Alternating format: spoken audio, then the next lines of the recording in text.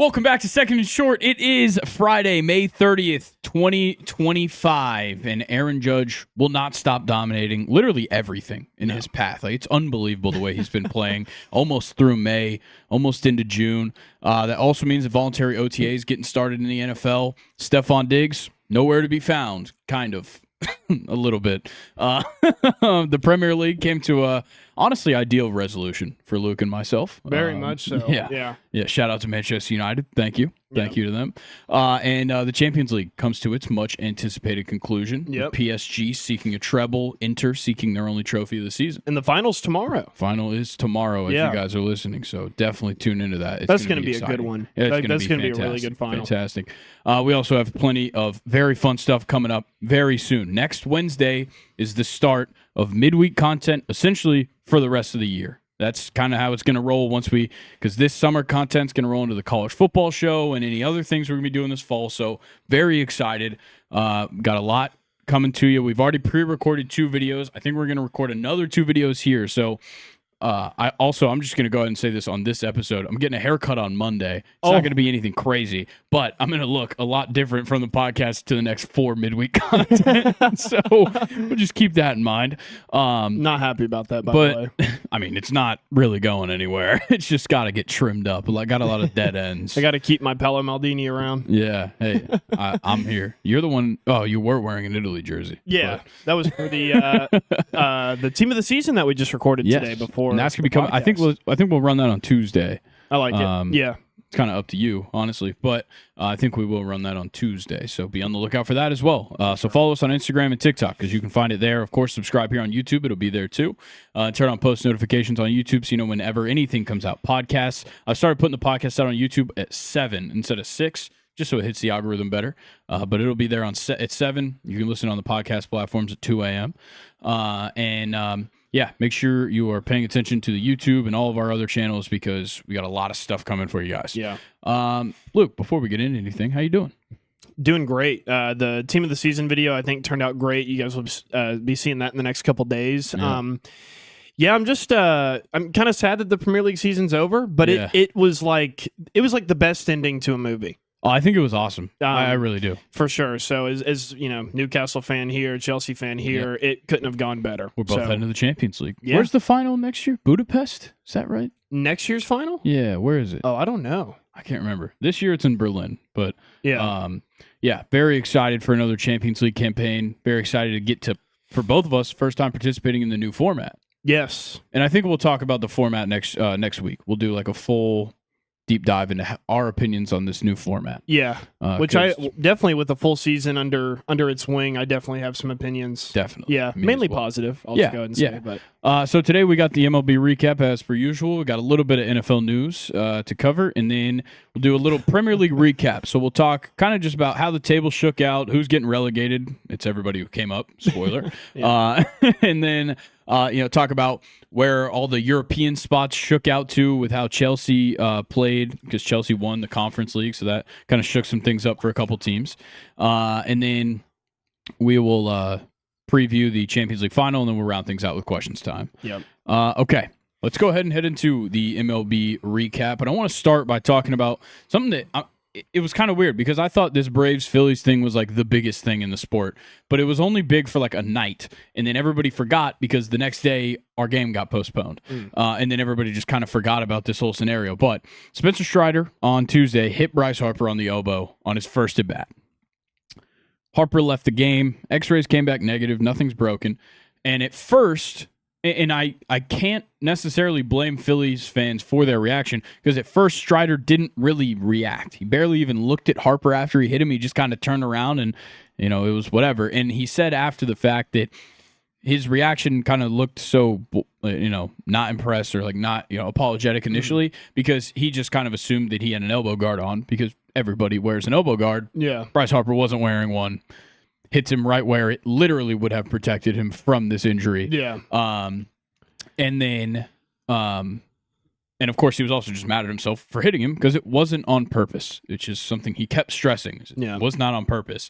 But fans got super pissed, and what I think people are looking over, though, is that Strider, after it happened and he realized, oh, like he's hurt, took his hat off, walked over towards Harper. Yeah. Like that makes it pretty clear he didn't do it on purpose. Mm-hmm. Whatever. Then kind of the discourse begins. Once the game's over, whatever, honestly, during the game as well.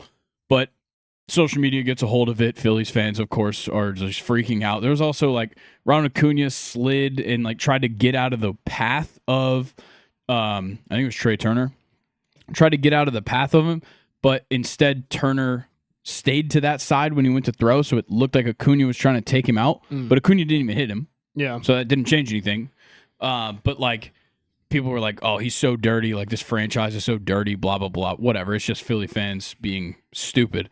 But the conversation really starts going about retaliation in something like this, especially division rivals. I mean, it's going to happen.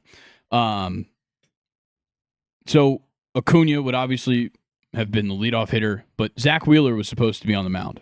And Acuna is probably the guy you would go and hit. I mean, It makes sense. He's the superstar talent on the team. I mean, that's the Marlins game plan. Yeah, I mean, it worked for them in a way. Yeah, they got the point across. It didn't really go very well. But if you're Zach Wheeler, you probably don't want to hit Acuna because, like, you could have even played it the right way. You could have gone out there.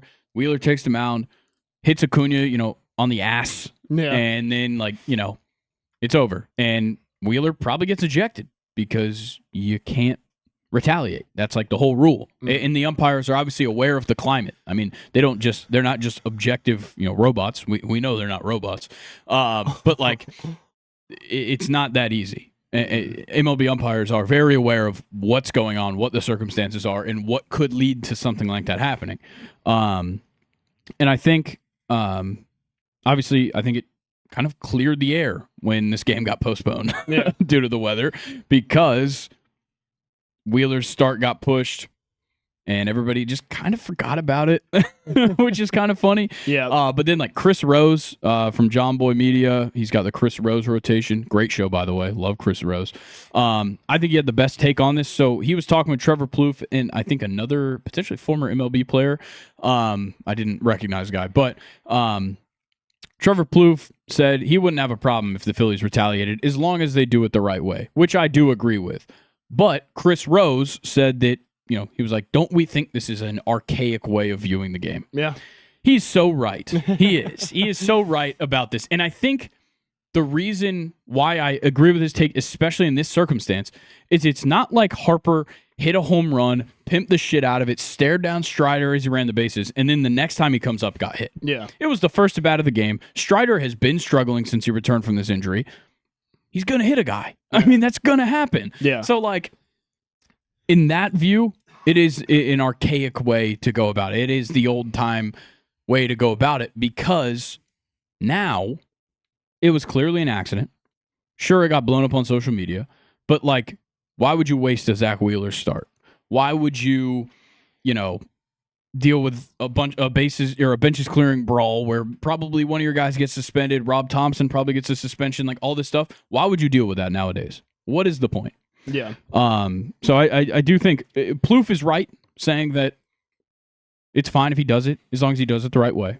But I think Chris Rose in the end is the most right here, saying that this is just an old idea. It is. And like, as much as I love that baseball has such a they place such an importance on history in their sport, and they really want to stick to that way. I love that, and I hate that about the sport.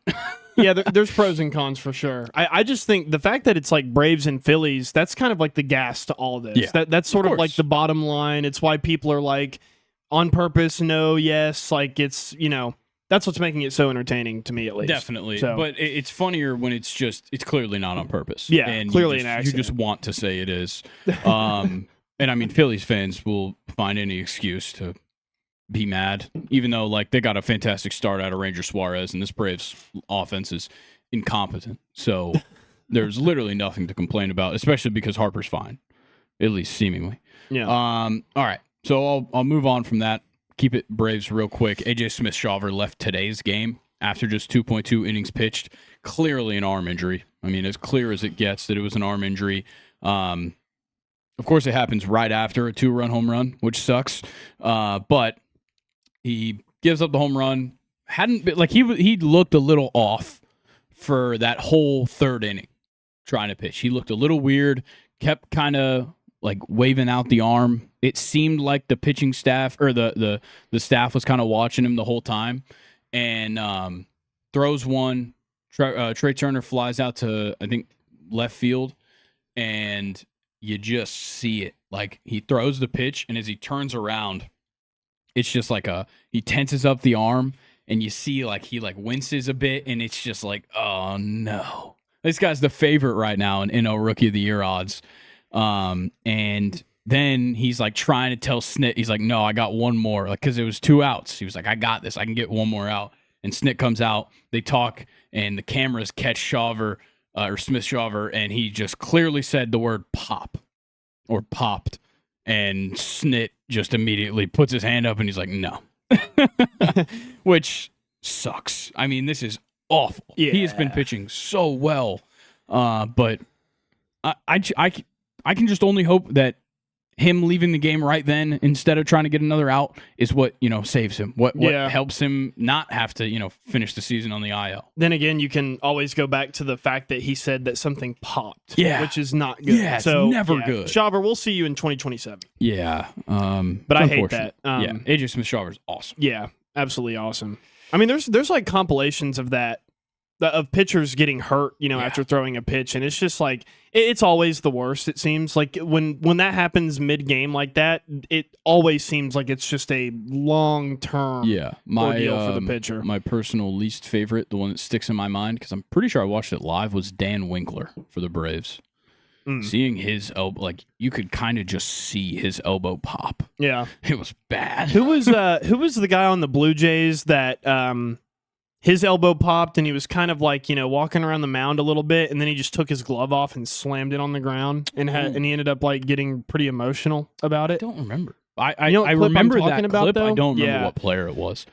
But let's go to a happier note. Pete Crow Armstrong. Thank God. We briefly mentioned him. Me and Colin did at the end of the MLB segment last week, but I don't think we gave him enough credit. We talked a lot defensively about him on Monday's episode, but this guy's just unbelievable. And he won't stop getting better. That's the thing. He started off hot. Like the March, April part of the year, he was hot. He got better in May. It's crazy. Got 9 home runs this month, 29 RBIs, and 898 OPS. He currently leads the National League in Baseball Reference WAR with 3.2. That's 0.4 higher than Shohei, who's second amongst all NL position players. Wow. Unbelievable. Obviously, Pete Crow Armstrong has a huge advantage over Shohei Ohtani in WAR because he plays defense. And not only does he play defense, Pete Crow Armstrong is one of the best defenders in the league, which is what me and Colin talked about on Monday's episode. He's actually 4th in defensive WAR in the NL amongst all players. And I think he's only behind like Andy Pages, Nick Allen, and maybe one other player. But yeah, Pete Crow Armstrong is unbelievable. Yes. The Cubs have really been doing something right past couple of years, and as far as their team building goes. Yeah, it is interesting though that he's not a great on-base guy. He doesn't really walk. Yeah. It's more of like a he gets the job done. He really does. And not just gets the job done. I mean, he's the best player in the National League right now in my opinion. This season. I'm not going too crazy, but like I get it. This season, I think he's the best. Yeah, Ohtani leads the league in home runs or whatever, but like Ohtani's not playing defense. Now, once Ohtani steps foot on a mound, after seeing that live BP where he just has a brand new arsenal of pitches that all have like 20 inches of horizontal break in each direction, I mean, that's a little different. But until Shohei plays some defense or gets up on a mound, Pete Crow Armstrong, to me, is the best player in the National League right now. Yeah, they downloaded the Shoeless Joe Jackson DLC and plugged it into Shohei Ohtani. He's gambling? Yeah. What is that, Nathan? You go ahead and say it in the mic, please. This is Pete Crow's expected catch percentage right here, if you'd like to read that. 91% is his expected catch And what is his actual catch percentage? His actual catch percentage is 96.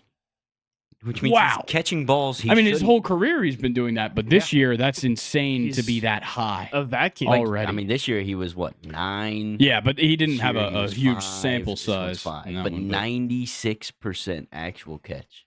wow, that is crazy. He's amazing. He really is. He's got so 9 fast. outs above average already. Yeah. He reads the ball off the bat really well. Yeah. Yeah. He gets a really good jump.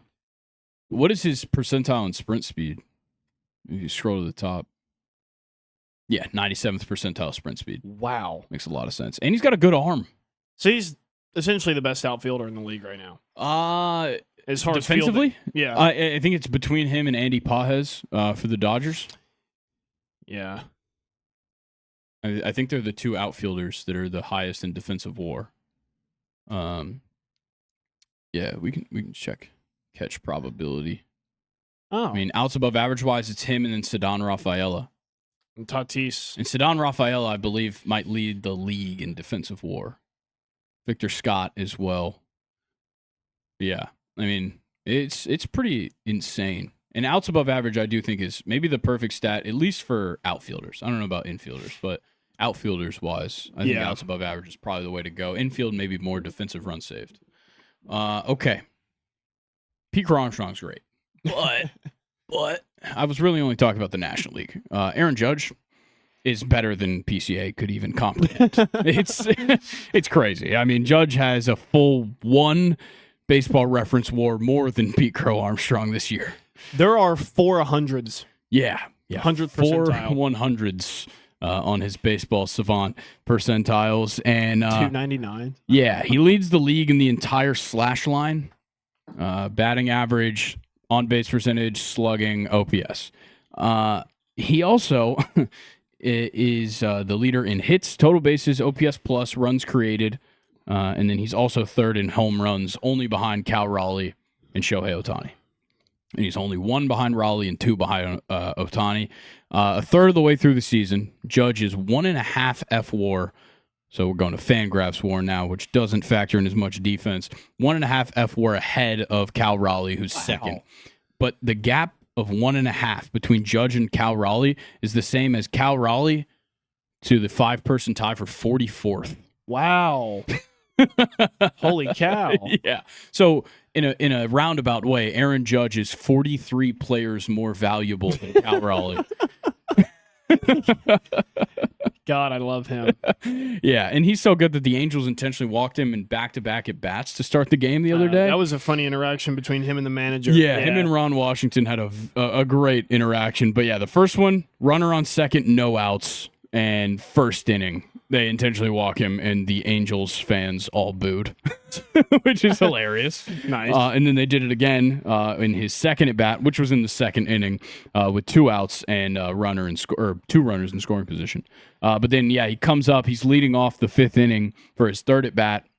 Comes up, tips his cap to Ron Washington, and Ron Washington just busted out laughing on the bench. It was hilarious. Yeah. Okay.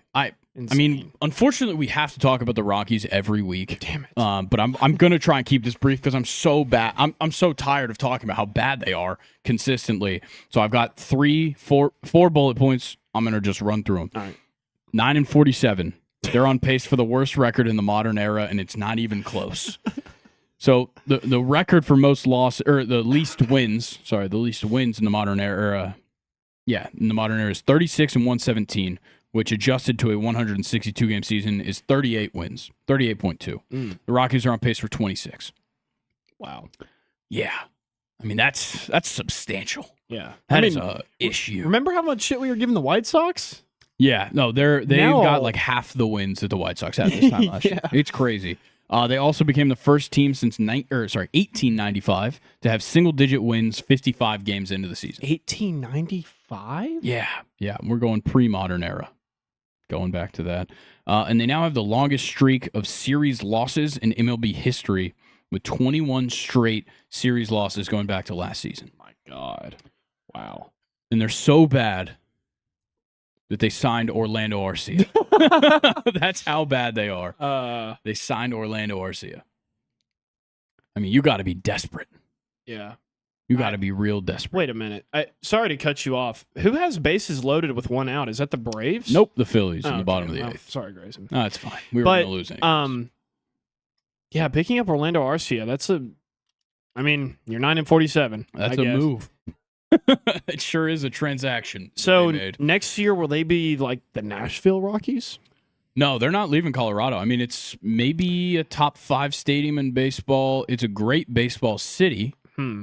Top 5 But- how? It's just a fantastic atmosphere. Okay. And it's a beautiful actual ballpark. Okay. Itself, it's beautiful. Is that their It's also Coors in Denver. Yeah, Coors Field. Okay. The Coors effect. See, that's the problem, though. First of all, nobody wants to play for your franchise because it's poorly run.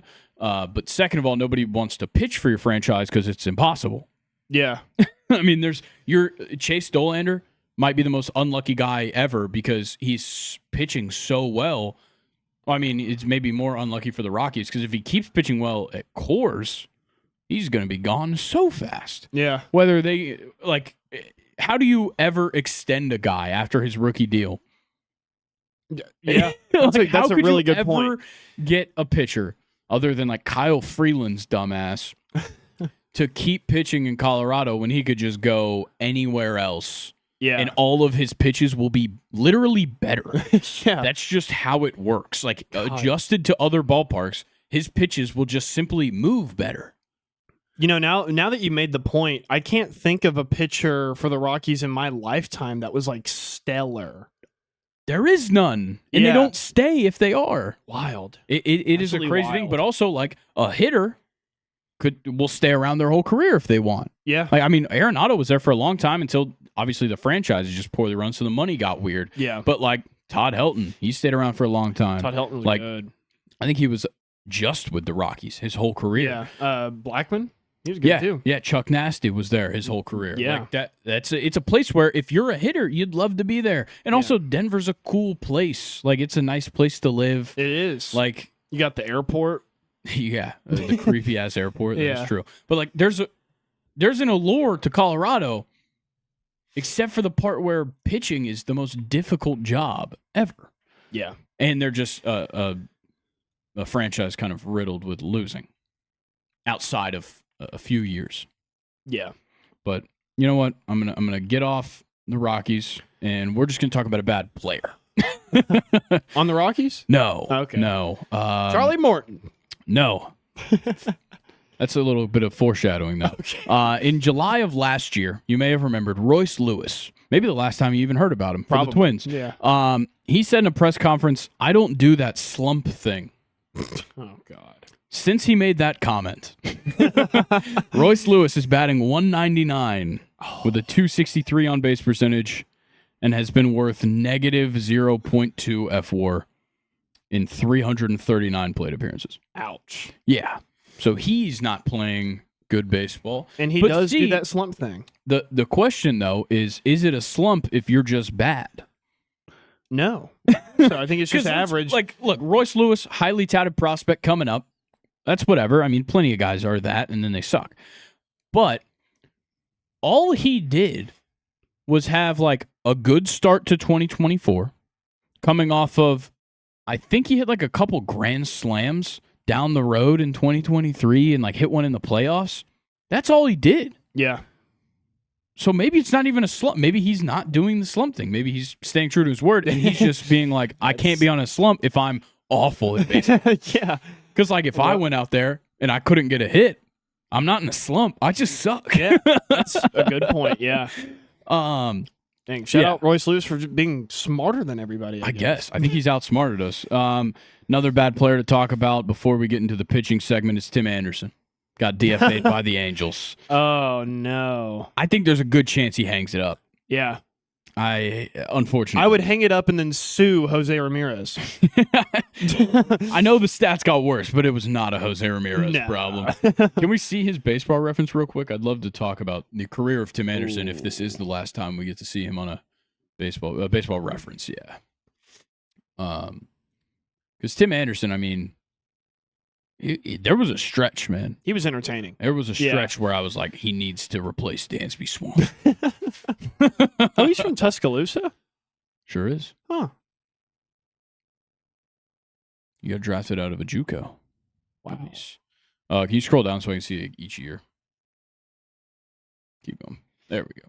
Nope. Next one. My bad. So yeah, finished 7th in Rookie of the Year, his rookie season. Wow. Had a couple of fantastic years. I mean, when you're getting a 4 WAR in a season, that's pretty good. 2020 was a good year for him. Finished 7th in MVP voting, a Silver Slugger, an All-Star the next 2 years. Wow. And then 2023 rolls around and he gets negative 1.8 WAR. And then negative 1.5 the season after that. Yeah, Miami. And now he's in Los Angeles where he's been as average as it gets. I mean, below average, but by WAR standards, average. It means he's a replacement level player at a 0. Yeah. It's an odd downfall to look at because he was so good and like he wasn't a power guy necessarily, and he never played a full 162 while playing well. But like 2019, 123 games, led the league in batting average with a 335. How did he miss out on being an all-star that year? I think he turned it up in the second half. Okay. But like he's just such an odd case. I mean, this guy had over an 800 OPS for 3 consecutive seasons. Dang. That yeah, just you're doesn't right. really happen. But man, yeah, Tim Anderson was such like a spectacle for a couple of years, and obviously the White Sox weren't playing great baseball, but like they made the playoffs with this guy as like the guy on this team. So it's kind of weird to see it kind of drop off so fast, so fast. But shout out to Tim Anderson. If we never see him on a diamond again, at least we had those couple of years. Yeah. I mean, he was awesome. I don't know. Do you think it's fair to say that this happens to more baseball players than it does any other sport in America? Like where you can just kind of taper off, not even taper off, like I would say fall off a cliff. I think the NFL, it happens a lot too. I think the problem is that in no other sport, well, I guess in basketball, maybe it's more similar where like a guy could fall off quickly, but it's also that every single dude on the field has important stats. Yeah, like a guy will just disappear and then like all of a sudden you're like, oh, what the hell is like Dylan Brooks doing in China? Like, yeah, it's that kind of thing where like a dude could like go off for like a couple seasons and then just like all of a sudden maybe it's not even that something changed in the way he plays. It's maybe that something changed in the environment that he plays in, or that other people just got better than him around him, and all of a sudden you're out of favor. Yeah. But in the MLB, I think it's maybe the league where guys get the most second chances. Okay. I mean, when you see those back-to-back seasons, negative 1.8 WAR, negative 1.5, and that negative 1.5 was in 65 games. Yeah. Why did the Angels even pick him up? Yeah, but he got the second chance because of some old stuff. But like in the NBA, I mean, you're gonna be playing for fucking Fenerbahce basketball in the drop of a pin, man. Like it's crazy. So it just kind of depends. But MLB, I think you're more prone to just falling off because it's a sport based around failure, and you also, because of that, get a higher chance to redeem yourself. Okay, yeah. Let's talk about the bad pitching before we even get into the good pitching, because there's so much good pitching. I have 2 bad pitching ones to talk about. The first one is J.P. Sears for the A's against the Astros. 3.1 innings pitched, 9 runs, all earned, 1 walk, 1 strikeout, 10 hits, 3 home runs. Ouch. Yeah, not a good one for J.P. Sears. The Athletics just playing unbelievably bad baseball. Yeah, unbelievably bad for like a couple weeks now. And then this one, a guy who we really haven't gotten to talk about much because he's just been meh. Yeah, I was reading your notes and I was like, oh, I forgot about this guy. Yeah, because he's been so bad.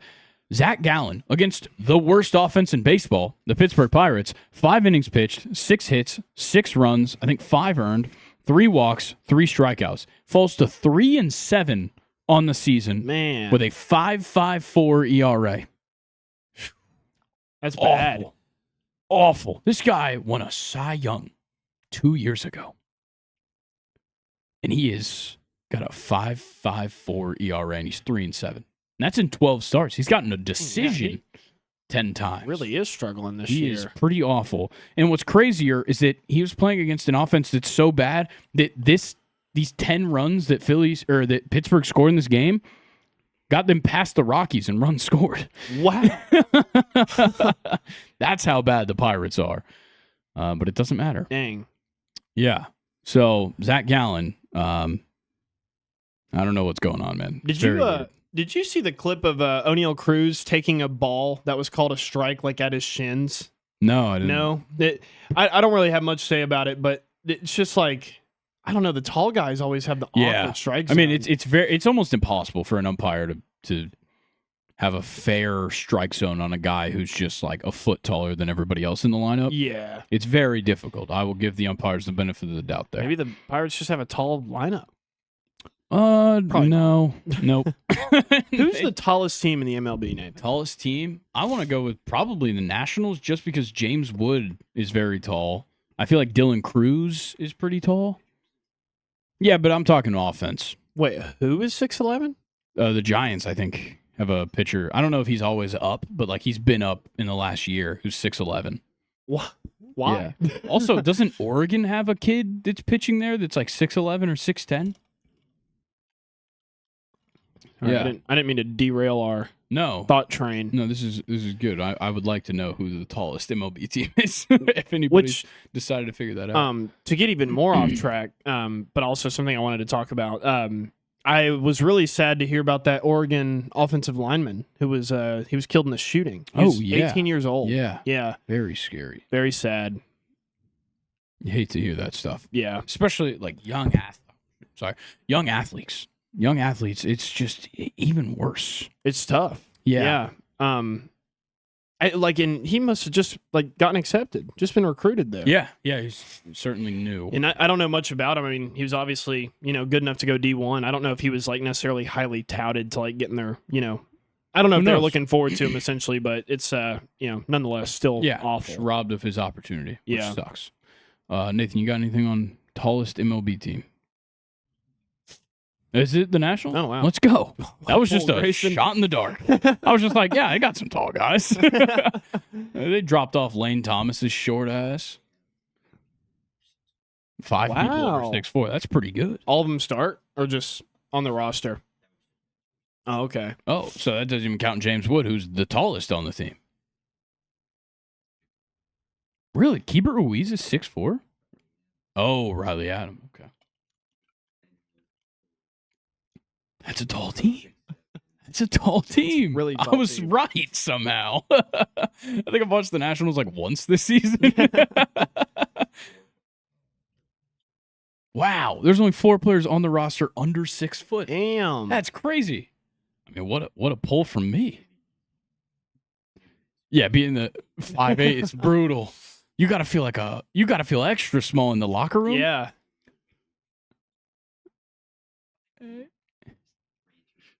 He's 3 inches shorter than anybody. Bro, he's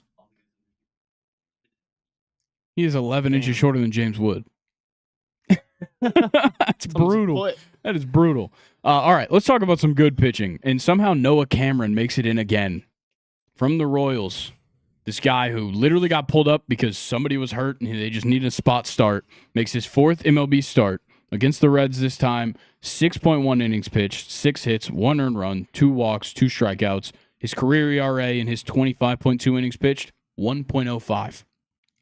Yeah, and I mean, other teams not named the Tigers in that division just need guys like this to just come up and do well. Because, yeah, exactly. But the Royals, the problem is they're just wasting all these guys because they also can't hit, which was a hot topic on Monday's episode. But Noah Cameron also became the 2nd pitcher since 1893 to go 6.1 innings pitched or more while allowing 1 run or less in their first 4 MLB starts. Wow. That's insane. 1893. Insane. So maybe we have a budding superstar, I guess another one, in the pitching staff for the Kansas City Royals to go along with Cole Reagans. So that was great. Shout out to Noah Cameron. Carlos Rodon against the Angels. A hell of a start. 7 innings pitched, no runs, 5 hits, 10 strikeouts, no walks on 105 pitches. I never would have thought he would have He's blossomed. really turned it around. He has. I think the ERA is down to like 2.6. Yeah. It looks really good. I mean, having two lefties in your rotation like Fried and Rodon is like, it makes me salivate. Yeah. Okay. Hear me out. What if? And this is this is such a hypothetical here. What if you had two lefties in your rotation and it was Max Fried and Chris Sale? I like Chris Sale a lot. Oh. I thought you were gonna bring up the old, but you guys could have had Garrett Cole with these. No. two guys. I was just saying, what if the Braves were capable of signing people back to their team? I would take Chris Sale in a heartbeat. Not over Yeah, I'm Rodon sure you and fucking Fried right would. now, but I love me some Chris Sale. I would take Chris Sale in a heartbeat too, and I've got him. All right, Jack Flaherty. What do you got, Nathan? Oh, nice. Wow. Braves got out of bases loaded. We're still Start going to turning on lose. your We're mic. still lost, right? Yeah, so we're going to lose. Wow. All right. Nice, we're going to lose. Jack Flaherty against the Giants. 6 innings pitched, no runs, 2 hits, 1 walk, 8 strikeouts. Kind of pulling it back together. Started off a little rough for the Tigers, but Jack Flaherty's getting things figured out. I need to stop reading your laptop during these podcasts. I don't Yeah, want to please spoil do. anything. The only reason I even include Kevin Gausman at this point is mainly just to piss off Luke for saying that he wasn't going to be that good this year. But Kevin Gausman deserved this spot here today because against the Rangers, 8 innings pitched, 5 hits, 1 earned run, no walks, 6 strikeouts. Great start. Honestly, a normal start for Kevin Gausman at this point. He's either going to go like 7 innings and strike out like 10, or he's going to go 8 and strike out like 6 or 7. Yeah. He's crazy. Making me eat my consistent, words. Getting deep into a game. Like you said, the consistency from him is probably my favorite thing. He just, you can really count on that guy. It really I do pisses like me some off Gausman. because he was so fucking bad for the Braves that it pained me. Yeah. And then he goes to, I think he went straight to the Canada? Blue Jays from us and was just unbelievable. Yeah. Clayton Kershaw, a little bit of a bounce back here. 5 innings Whoa. pitched, 1 earned run, 5 hits, 2 walks, 3 strikeouts. Welcome to 2013. Yeah, first 4 innings he threw this season, 5 earned runs. In his last 7 innings, 1 earned run. It's a good sign. Still good hanging sign around. for Clayton Kershaw. What are you pulling up here, Nathan? Just look at the pitching staff here. For Wow. the Dodgers. Yeah, Clayton Kershaw, only 3 appearances, 11 innings pitched. I mean, that's not too bad. I know the ERA is fucked up, but it's that first start Why wouldn't really have- got him. Why wouldn't he have just hung it up You would have thought instead he of would have. doing this? He's 37. He wants to go till 40. I think Clayton Kershaw, Max Scherzer, and Justin Verlander are all just competing to see who will retire last. Because other than Verlander, who's the oldest of the bunch, by the way, Yeah. the other 2 just constantly get hurt. Yeah. I mean, Max Yeah. Scherzer has just been in and out of the hospital for years. Yeah. What, Nathan? Braves lost. Who did? Yeah. Eli White struck out looking. All right, that's great. What? Oh, dude, we got a bad call to end the game, too. Oh, what the hell? Is that which pit? That number 4, the bottom left. That's what rang him up? That's and awful. He didn't swing? Ouch. That's crazy. I wonder if Snicker's out there right now giving the umpire hell. Probably not. I would. Snicker's probably just like fucking with his goatee. All right. Last guy with a bounce back start. Charlie Morton. There's no way. There is a way. No In his shot. return to the rotation, this is his first start in a couple weeks. Okay. 6 innings pitched, 4 hits, 2 earned runs, 2 walks, 5 strikeouts. Against the Cardinals, by the way, who have been one of the best teams the past couple weeks. So, Charlie Morton. Yep. Who's back? Who's back? Charlie Morton. Somehow. Look, I'm not going to buy into this at all. No. But this is a good sign for the Orioles. They could use some fucking help. Just off of this ESPN that we're looking at here, I totally forgot that Zach Eflin was an Oriole now. Yeah, I mean, Doesn't do much though. it doesn't change anything. At one time, I thought Dean Creamer was the truth. I'll say that. He's not. Sugano's great. Tomoyuki Sugano's great. He's not going to win AL Rookie of the Year, but I still stand by that claim. I like it. Final good pitching performance was Ranger Suarez against the Braves when Spencer Strider hit Bryce Harper. Ranger went 6 innings pitched, 4 hits, no runs, 3 walks, 8 strikeouts, no homers on 103 pitches. Ranger Suarez is like the Brave killer. I don't know what his deal is now. But like for a little while, it was like I loved seeing him because it was like, okay, we got a lot of good righties. Like we can just piece this guy up. And then he just like turned a corner one time, and now we just can't hit him. I don't know what the deal is. Got a few more things for the MLB. This wasn't really like good news or bad news for pitchers, just pitching news, I guess. It's more of a stat. Only 3 Milwaukee Brewers pitchers have thrown more innings this year than Brandon Woodruff has on his rehab assignment. What? Brandon Woodruff has thrown 36.2 innings pitched on rehab assignments this year. Wow. He still hasn't come back. Very weird. That is weird. We got a good meme here from Sports Talk Atlanta's Jake. Coach, AJ's arm is clearly messed up. You may want to go check on him. Guys, I'm trying to watch the game here. Yeah. I mean, like I said, he's probably sitting in the dugout.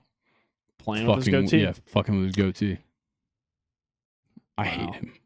I'm getting to the point where if we don't fire Brian Snitker at the end of this year or he doesn't retire, I'm going to start hating him, and I don't want to do that. Can you elaborate on that? Because, I mean, how did it go from, like, this is our manager that just won, we just beat the Astros, we're World Series champions, to... Well, he just makes boneheaded substitution and pitching decisions and, like, lineup decisions. Like, I don't know what it is or, like, what changed, but I think... He walked into an interesting scenario when he first got the job. Because, like, he was Bobby Cox's guy, but he didn't get the job initially. That went to Freddie Gonzalez. Freddie Gonzalez shit the bed with an awful roster, by the way. Then in steps Snitker as things kind of start to take the upturn. And all these prospects are coming up. By the way, half the prospects we were cheating to get, and we got, punished for that. But Snitker was not a part of that. But he sure as hell benefited from it. Yeah. And the same goes for Alex Anthopoulos, our GM. But Brian Snitker had like a dream bullpen scenario for that 2021 World Series run.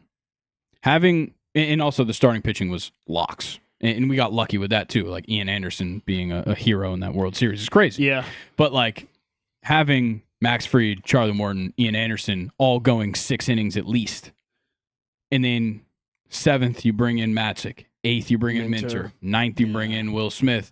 And it's over. That's wraps. Those 3 aren't giving up shit. So as long as the starter plays well, which they all did, you're going to win the games. Yeah. And he got really lucky with that. And then as we stop retaining players, which maybe goes more to Alex Anthopoulos' problem, and we lose franchise cornerstones and leaders in the locker room like Freddie Freeman, like Dansby Swanson, it just felt like he did not have a grasp on what the hell is going on. Because for a long time, it was like Brian Snitker is kind of a dinosaur of the sport now. But it worked.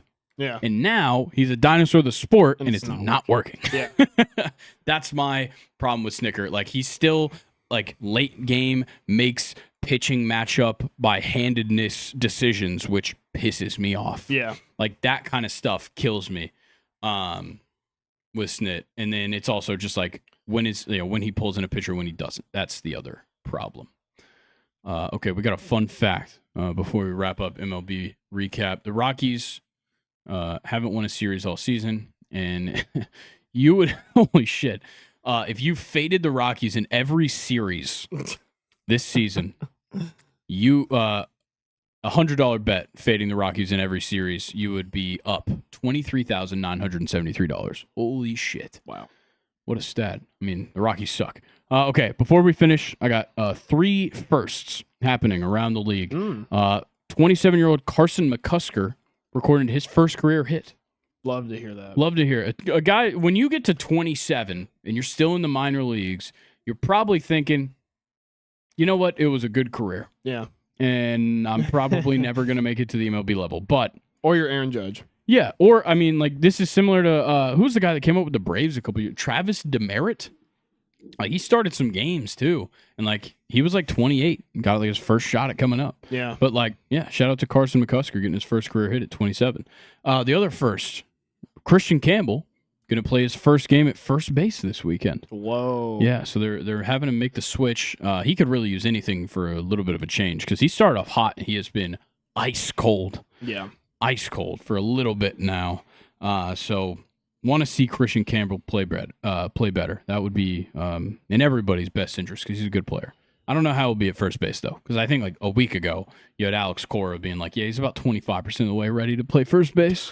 So that might not be a good sign 75%. defensively, but, we'll see. And then the last first is that Dustin May, in his next appearance, because he is healthy for the moment, will be making his first pitching appearance in June for his entire career, and he's been in the big leagues for 7 years. He has never pitched in the month of June? No. Wow. Yeah, I mean, Dustin May's career has been riddled with injuries, but to never pitch in the third month of the season is crazy. Wild. Nathan, can you pull up Dustin May's baseball reference real quick? Because, like, I want to know how he never makes it there. Because, like, I feel like he's had at least a healthy season, but maybe, like, I want to say maybe he debuted in July. No, he debuted in August in 2019. Okay, yeah, so that makes a lot of sense. Okay, let's scroll down, see the career overview. Here we go, standard pitching. See, he didn't pitch in 2024, so that's obviously missed out on it there. Yeah, I mean, he's never started more than 14 games. He started 14 games from August to the end of the year in 2019, and in 2020, I think he got hurt at the end of May. Yeah, 12 games pretty well lines up with where most people are at right now at the end of May. And then he had 5 games, 6 games, 9 games. Didn't play 2024. He's got 10 games right now. Wow. Yeah. I'm like squirming in my seat. I got to pee so bad. Okay, well, we're going to take a break. Sorry. And we'll come back with the NFL news. We're back with NFL news, and we're going to start off with Stefon Diggs. I think it's certainly the hottest topic right now in the NFL. So like I said, he didn't show up to OTAs, first day of OTAs. Mike Vrabel, not very happy in his press conference, said something about taking accountability. Yeah. I think said something about like making good decisions. And depending on who you are, I guess, this could be a good decision. Probably not. We're watching the video on screen. Not going to put it into our video. Yeah, that's a great caption, making Offset look like a saint. I mean, like, how could Stefon Diggs be like, just how could he ever be like, oh, people obviously have cameras on me. I should just be surrounded by 3 women and bring out a bag that has some unidentifiable powder in it. Presumably cocaine. That's a good day on the bay right there. Yeah, but then him also like insisting they call him daddy was kind of crazy. Oh, and then like he waits for them to say it, and then that one girl puts her hand on his throat. And then he pulls out some sort of powder. It does look kind of pink, is what people are saying, which is kind of weird. Not that I've ever seen cocaine in person, but I've never heard of pink cocaine. That's Himalayan salt right there. I think it's probably something unreasonably expensive bad for you and expensive. But yeah, I mean, hey, Stefon, how about don't do that? Yeah, just in general, but also don't do it on video. Yeah, I said it pre-record, or no, did I? No, I think I said this pre-recording where all that, back when he was a Viking, they had that video, like who would you not let date your sister, and all of them said Stefon Diggs, and it gets to him, he's like, but I'm a good guy. No, not really. Yeah, is that after the pink powder? Everybody's shaking ass. If I had to guess, like when he pulled that pink powder out, it wasn't the first time he did that for the day. Yeah, let's be totally honest here. Wow.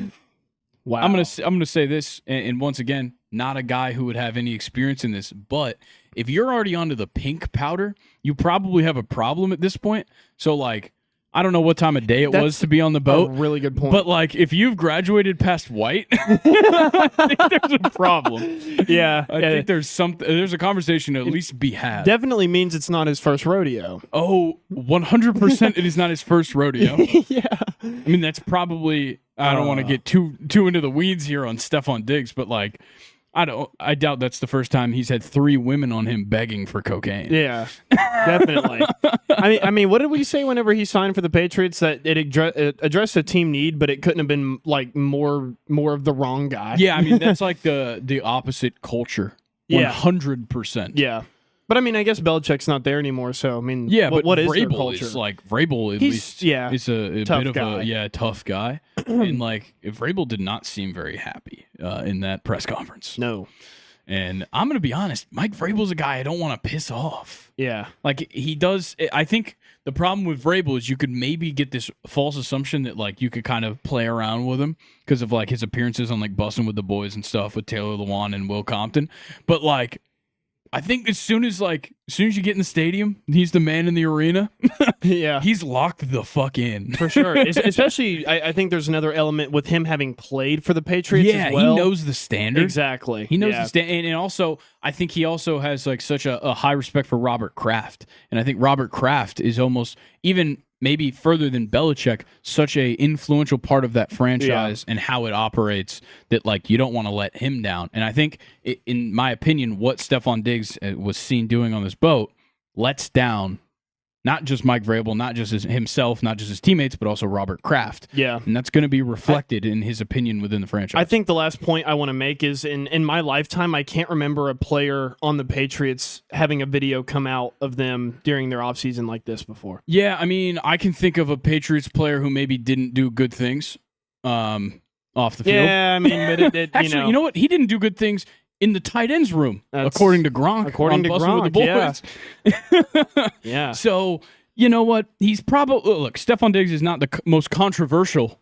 Patriots player, but you still should do this. And it doesn't help that when you got the guys who actually did show up to camp, Jalen Polk and Javon Baker, just dropping passes. Yeah. And I mean, Stefon Diggs is going to come out and outplay all those guys. Oh, yeah, no, it Despite- doesn't matter how much pink stuff powder. is lining his nostrils. He's going to be better than these bums. Yeah. Yeah, I wish they had a mentor. Oh, yeah, he's doing coke on a yacht with IG. I'll refrain from the final word now. Shout out to Joda Activist. Yeah, that's a fantastic tweet. Wow. Yeah, I mean, those drops are brutal, too. Yeah. And you're in practice. I mean, you should be catching everything at practice. You're an NFL wide receiver. With gloves. And it also just back-to-back guys is so much funnier.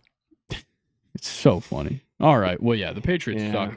Another guy not showing up to the first day of OTAs is Shamar Stewart, Bengals first-round draft pick. That's not a good sign. No. And you want to know why he's not there? Because they haven't signed him yet. Oh. He still hasn't agreed to a rookie deal. Yeah. So he's not out on a boat. No, some no, girls, he's not. pink powder, He's not on a boat with pink powder. Your girlfriend. No, Shamar Stewart just simply can't agree to contract terms with the Bengals, which is Weird. it's a bad sign for the Bengals, Yeah, I'd it say, is. because that makes me feel like they pulled one of those moves where they draft you early, but you maybe didn't deserve it, and so they're going to be like, well, like we don't know, man. Let's get you on a lower deal than maybe a other guy would get at that spot. I think that's what's happening because I know, and like with the NFL, there's a little less of this happening, but like MLB, there's so many times where an MLB team will be like, hey, we're going to draft you early because we like you, but we're going to give you a lower slot value because you're not worth this pick. Yeah. And then guys just kind of have to accept it, or they'd be like, okay, I'll go to college. Whatever.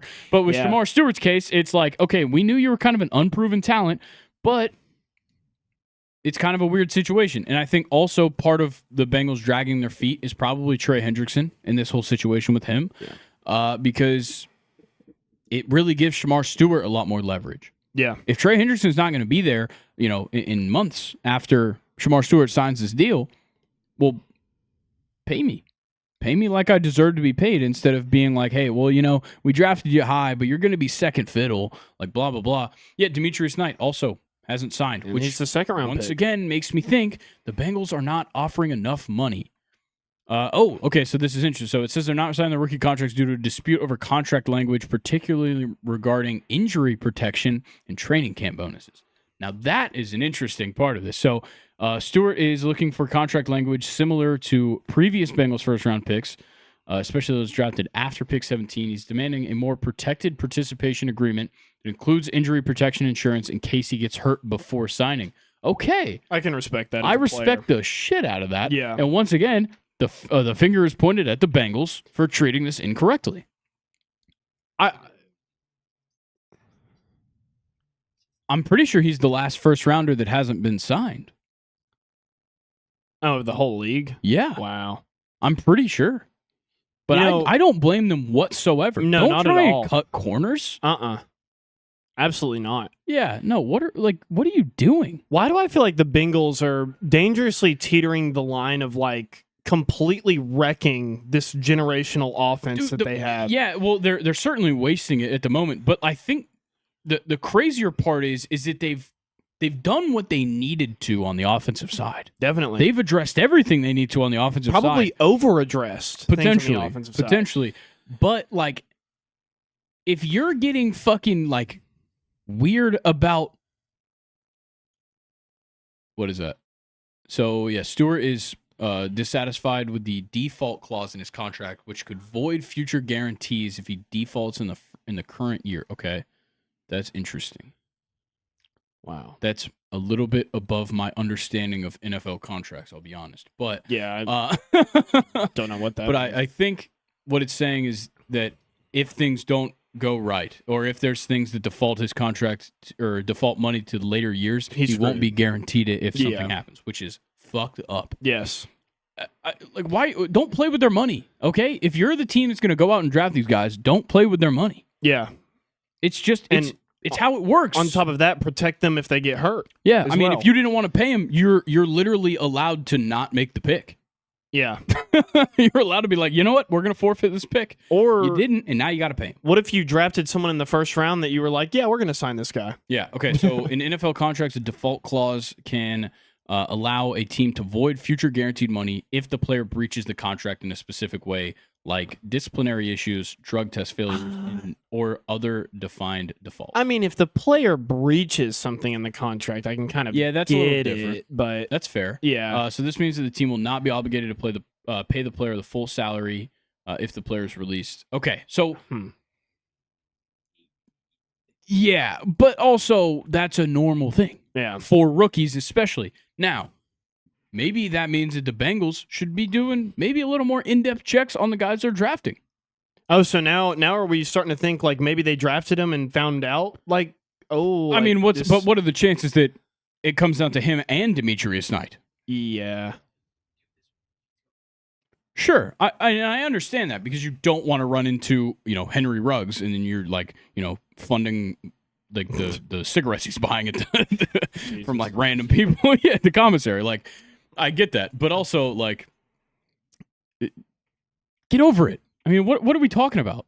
Stop pinching pennies. You're a fucking NFL franchise, and it's not even money that you think you'll lose. Either way, you're gonna pay it. Yeah. If you think that Shamar Stewart's a stand-up guy, you're going to have to pay the money anyway. Yeah. It's like, what are we talking about? And it's weird because, I mean, they weren't penny pinching whenever they, gave a wide receiver to $1 million or $1 billion. Joe Burrow, $1 trillion. Wow. Okay, so the Bengals' valuation is slightly behind the Jacksonville Jaguars at $4.04 billion and the Detroit Lions at $4.1. The Bengals' valuation is increased by 40% according to Sportico. That makes sense. From 2.84 in 2022. They got. I mean, really NFL franchises should almost always be the most expensive in sports. I'll be honest. Yeah. Because like the Twins right now are trying to sell. In case anybody wasn't aware of that, I didn't really include it in my notes because we're not there yet, but they did say they're getting closer. I think they're valued at like $2.2 billion.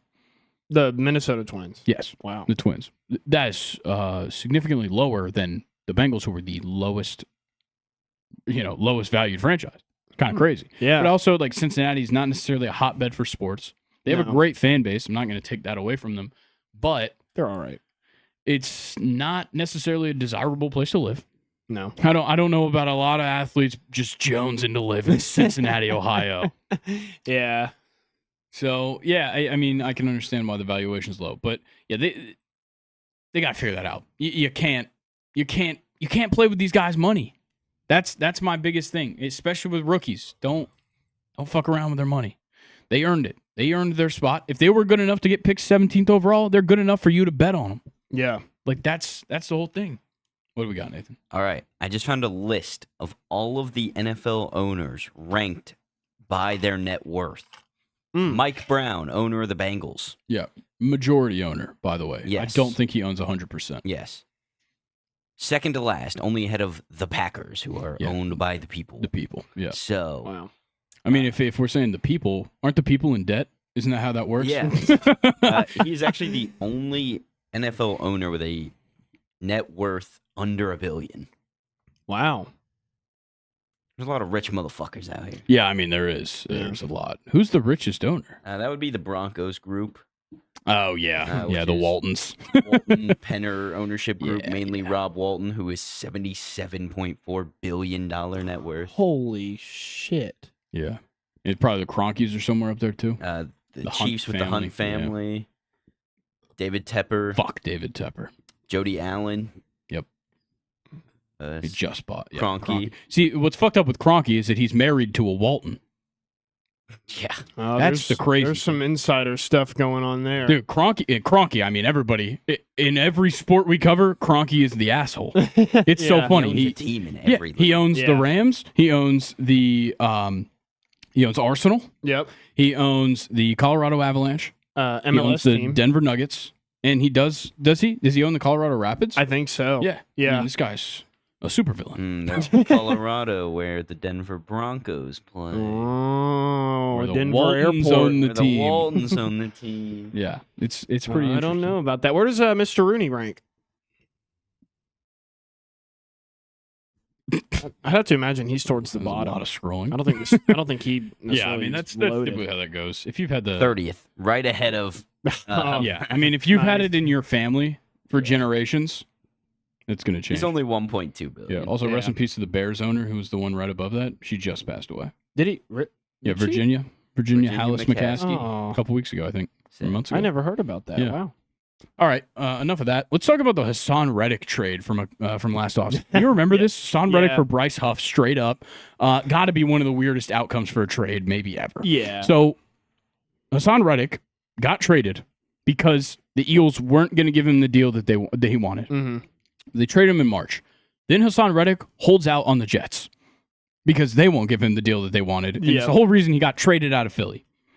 Bryce Huff goes to the Eagles, plays, got a 3-year deal. 3 years, $51 million, I think, off the rip before he played a game. Wins a Super Bowl. Also got benched in the process of that. He just was not very good and got benched because the Eagles were stacked. But he got a ring and a deal. Yeah, and they're not stacked anymore, and he's probably still not going to start. Yeah. So he's also, he didn't show up to OTAs. Bryce Huff didn't show up to OTAs for the Eagles. But Hassan Reddick, who his contract expired because the Jets didn't extend him, signed with the Bucs this offseason. Also didn't show up to the first OTAs. What is happening, dude? What is up with this deal? It's so fucking weird. I don't get it. Like, I don't understand how these two players both got traded for each other. And then, Because they both wanted extensions that their teams wouldn't give them. The Eagles give one of them the extension. The Jets don't give Hassan Reddick the extension because he didn't prove himself whatsoever. And then Hassan Reddick gets a 1-year, $13 million deal to go to Tampa, who honestly is a Super Bowl contender next year. Yeah. And he's just like, you know what? I'm not going to show up to the voluntary OTAs, in which he has a incentive in his contract to show up to. Yeah. How does that not like register in your mind? Hassan Reddick, this is crazy, by the way. Hassan Reddick's 30 years old. There's plenty more career for him if he decides to show up. Like what? Probably 4 more good years? Yeah. Yeah, at least. And he was so fucking good. I remember when we first started covering the podcast, when we did like our top 10 at positions list, he was probably in both of our top 5s. Probably. I mean, he was yeah. good that season. He was so good. He was part of that defensive line that led the league in sacks. Yeah. Like that. He was amazing. It just doesn't make sense. Yeah. But, I mean, when you're Hassan Reddick and, you get a little notification on your phone, Stefon Diggs is like, hey, man, come hang. I rented a boat. Oh, yeah, wait, by the way, where was Stefon Diggs? Yeah, I assume he was not off the border or off the coast of Massachusetts with these wonderful women.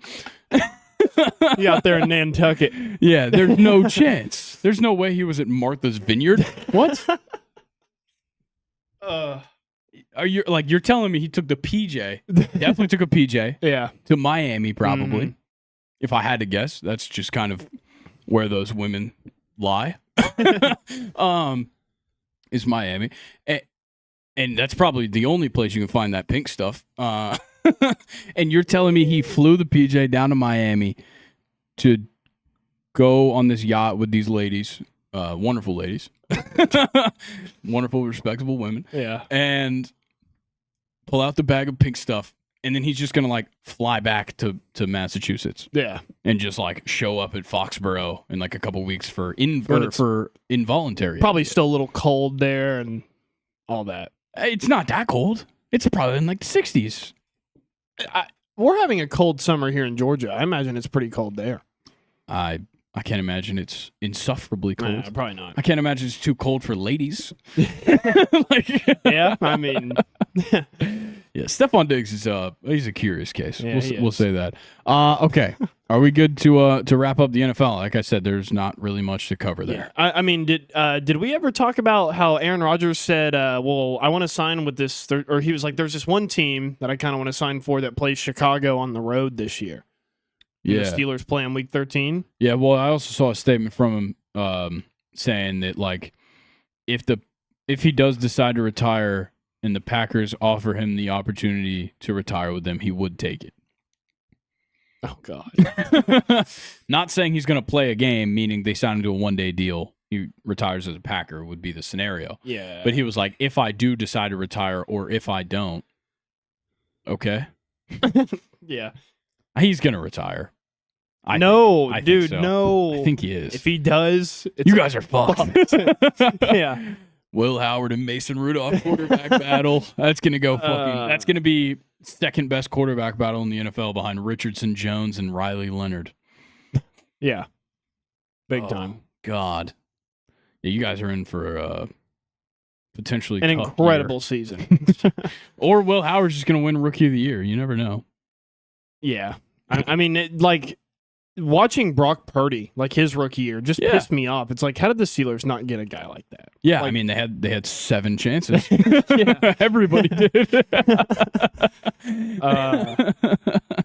Damn. Okay, we ready to move on to the Premier League? Yeah. All right. Let's head over to the Premier League. We're just going to kind of briefly recap the season. Obviously, if you've been listening all year and you cared to tune into the Premier League stuff, you kind of could put the pieces together, but we didn't do a lot of like overall league stuff, and we didn't really talk about the table all that much, unless it had to do with European competition and the race for the championship. So your teams that are heading back down to the championship, and I say back down because they were there last year, are Leicester, Ipswich, and Southampton. In that order. And they were significantly worse than everyone. Southampton significantly worse than everybody. Especially Southampton. But Leicester, a whole 13 points out of safety. Yeah. I mean, just absolutely awful shit from all of these teams. 2 wins. 2 wins. 6 wins. draws. 30 losses. Yeah, that's 30 unbelievable. fucking losses. Who are the 2 teams that Southampton beat? If you click that little drop-down thing, you should be able to scroll down, and then we'll see the little... Okay, so 10. what week is that? Week 10, they beat Everton. And then 24. And Ipswich. Whoa. Wow. Big teams there. Brutal. Yeah. Wow. I mean, Everton at least finished in a respectable spot for themselves, but like, God. Yeah. Yeah, so... What was your prediction for relegation? At the Oh, beginning? You said do Leicester not was staying remember. up. I did. I was said pretty Ipswich was confident gonna in stay Leicester staying up. I was very confident in Kieran McKenna as a manager. Yeah. Didn't quite happen. And I mean, our predictions just flew out the window for everything. Yeah. When Tottenham is in 17th, Wolves in 16th, we could have predicted that. Yeah. Maybe not in the way that it happened. Yeah. Where they were like on the brink of relegation, they fire their manager, they hit this incredible hot streak, and then Yeah. they just end off so slow. But I mean, they were what, Still. like the best team in the league in April? yeah, For they were no unbelievable. reason. They're unreal. And then they were awful in May. Yeah. And then Manchester United in 15th is crazy, even on points with Wolves.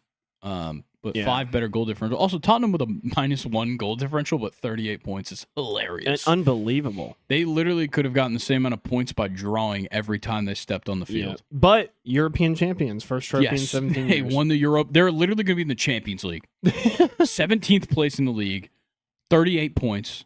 and they're going to play in the Which Champions there's League got to be another side to that. Like for this Tottenham team, that does not bode well for them as they stand now. Of course, there's a whole summer ahead of them to buy players or whatever. But like Ange also, like I kept saying it all year, he's going to get fired. He's going to get fired. If he would have just finished in 17th and they didn't make the fucking Champions League somehow, he would have gotten fired months ago. It's just like Ten Hag winning the FA Cup. Yeah, just the pinky. Yeah, it just it buys you a couple more months, and then it puts your team in a horrible spot, like Manchester United was, where Amorim comes in and he can't do anything. Yeah. If Ange gets sacked as soon as they get when they have 0 points halfway through the league phase of the Champions League, then Ange is gone, and then who the fuck comes in to try and pick up the pieces?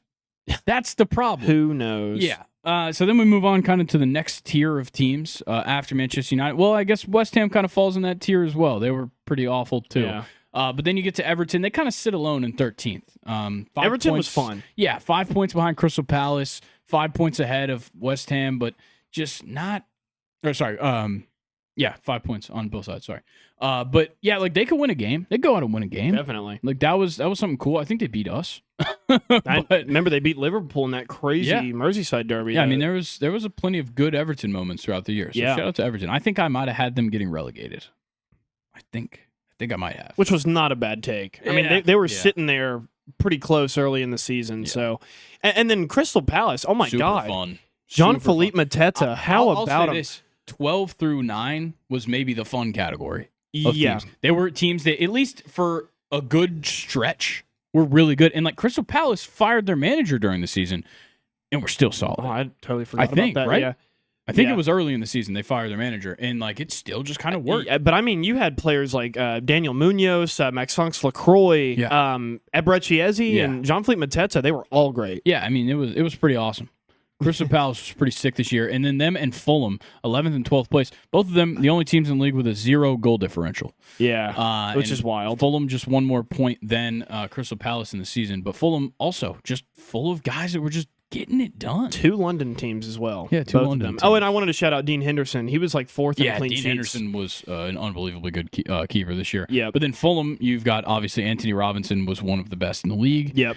He was unbelievable. Can't wait to watch him play for the United States more and more. Yes, for sure. I mean, he's definitely got to be the left back, right? Oh, I mean, for sure. He has to be. I mean, I think he kind of already is, but he'll certainly be holding that spot down.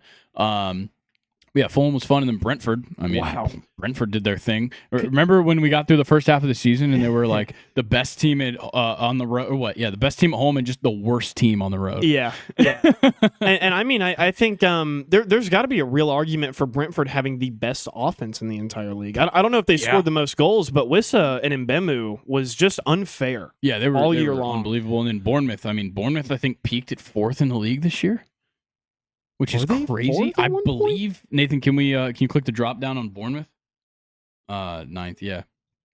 What was their high? What was their peak spot? 5th. But still a couple of times. Too. Bournemouth hitting 5th place twice and kind of staying in that spot until a big skid there. Yeah. Through like the end of March and April.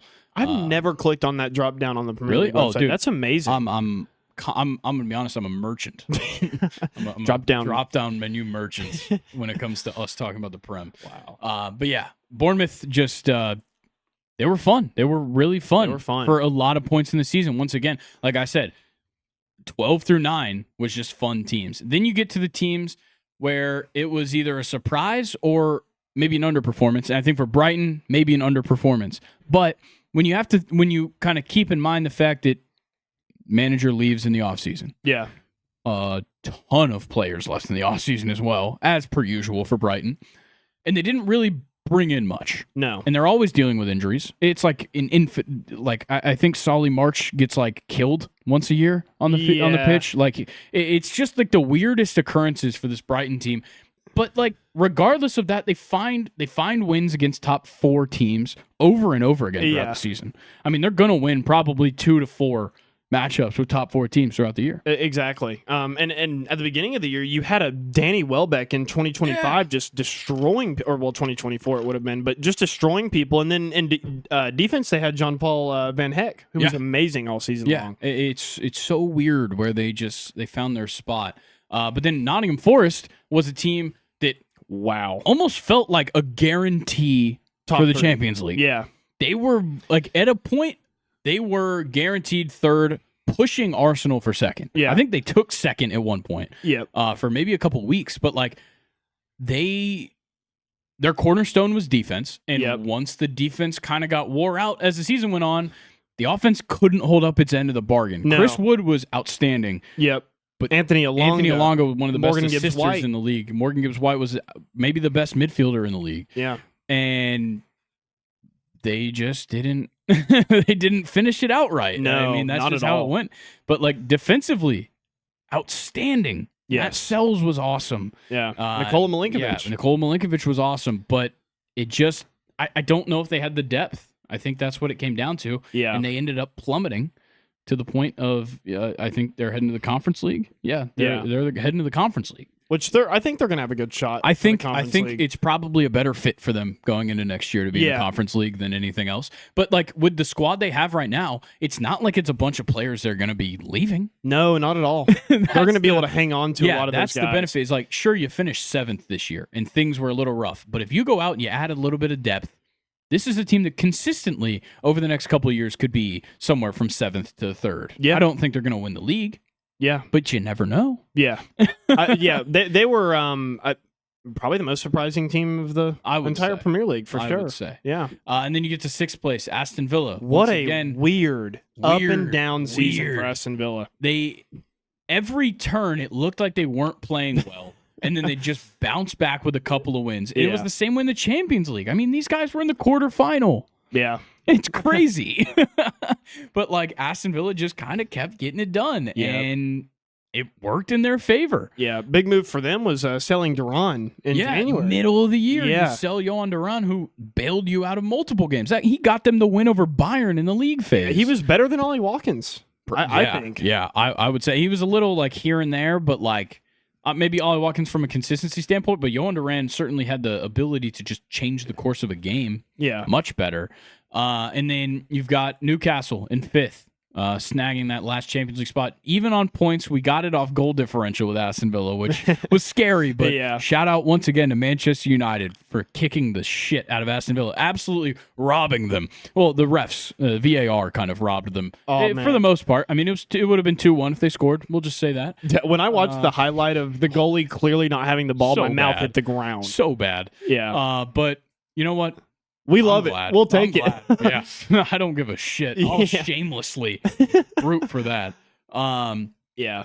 But yeah, Aston Villa was cool. Newcastle, for me, it was a lot of highs, a little bit of lows. It was like the occasional lows just killed me. Yeah. But like the highs were, oh my God, high. Jacob Murphy, Alexander Isak. Who's the other winger that replaced Harvey Barnes for a little bit? Yeah. I mean, Joe Willock, when he came back from injury, just hit the ground running. And then, of course, we won the Carabao Cup, and that was an insane run. Yes. That I think boosted this team to just at least finish it out. Now, we lost the last 2 matches of the season, which is tough, but like, but still beating Chelsea was a very big deal for that match day. So it sucks that we beat Chelsea and then we lose to Arsenal, and then I think we lost to Everton in the last week. I mean, that's tough. But you know what? I'll take a new Champions League berth because, like, in my opinion, watching this team, we talked about this earlier today, like, watching this team, it wasn't quite the 2023 team, which I wasn't even really a fan of the 2023 team yet, but I was still obviously watching. It didn't feel the same necessarily. And it didn't even feel the same as the beginning of the 2020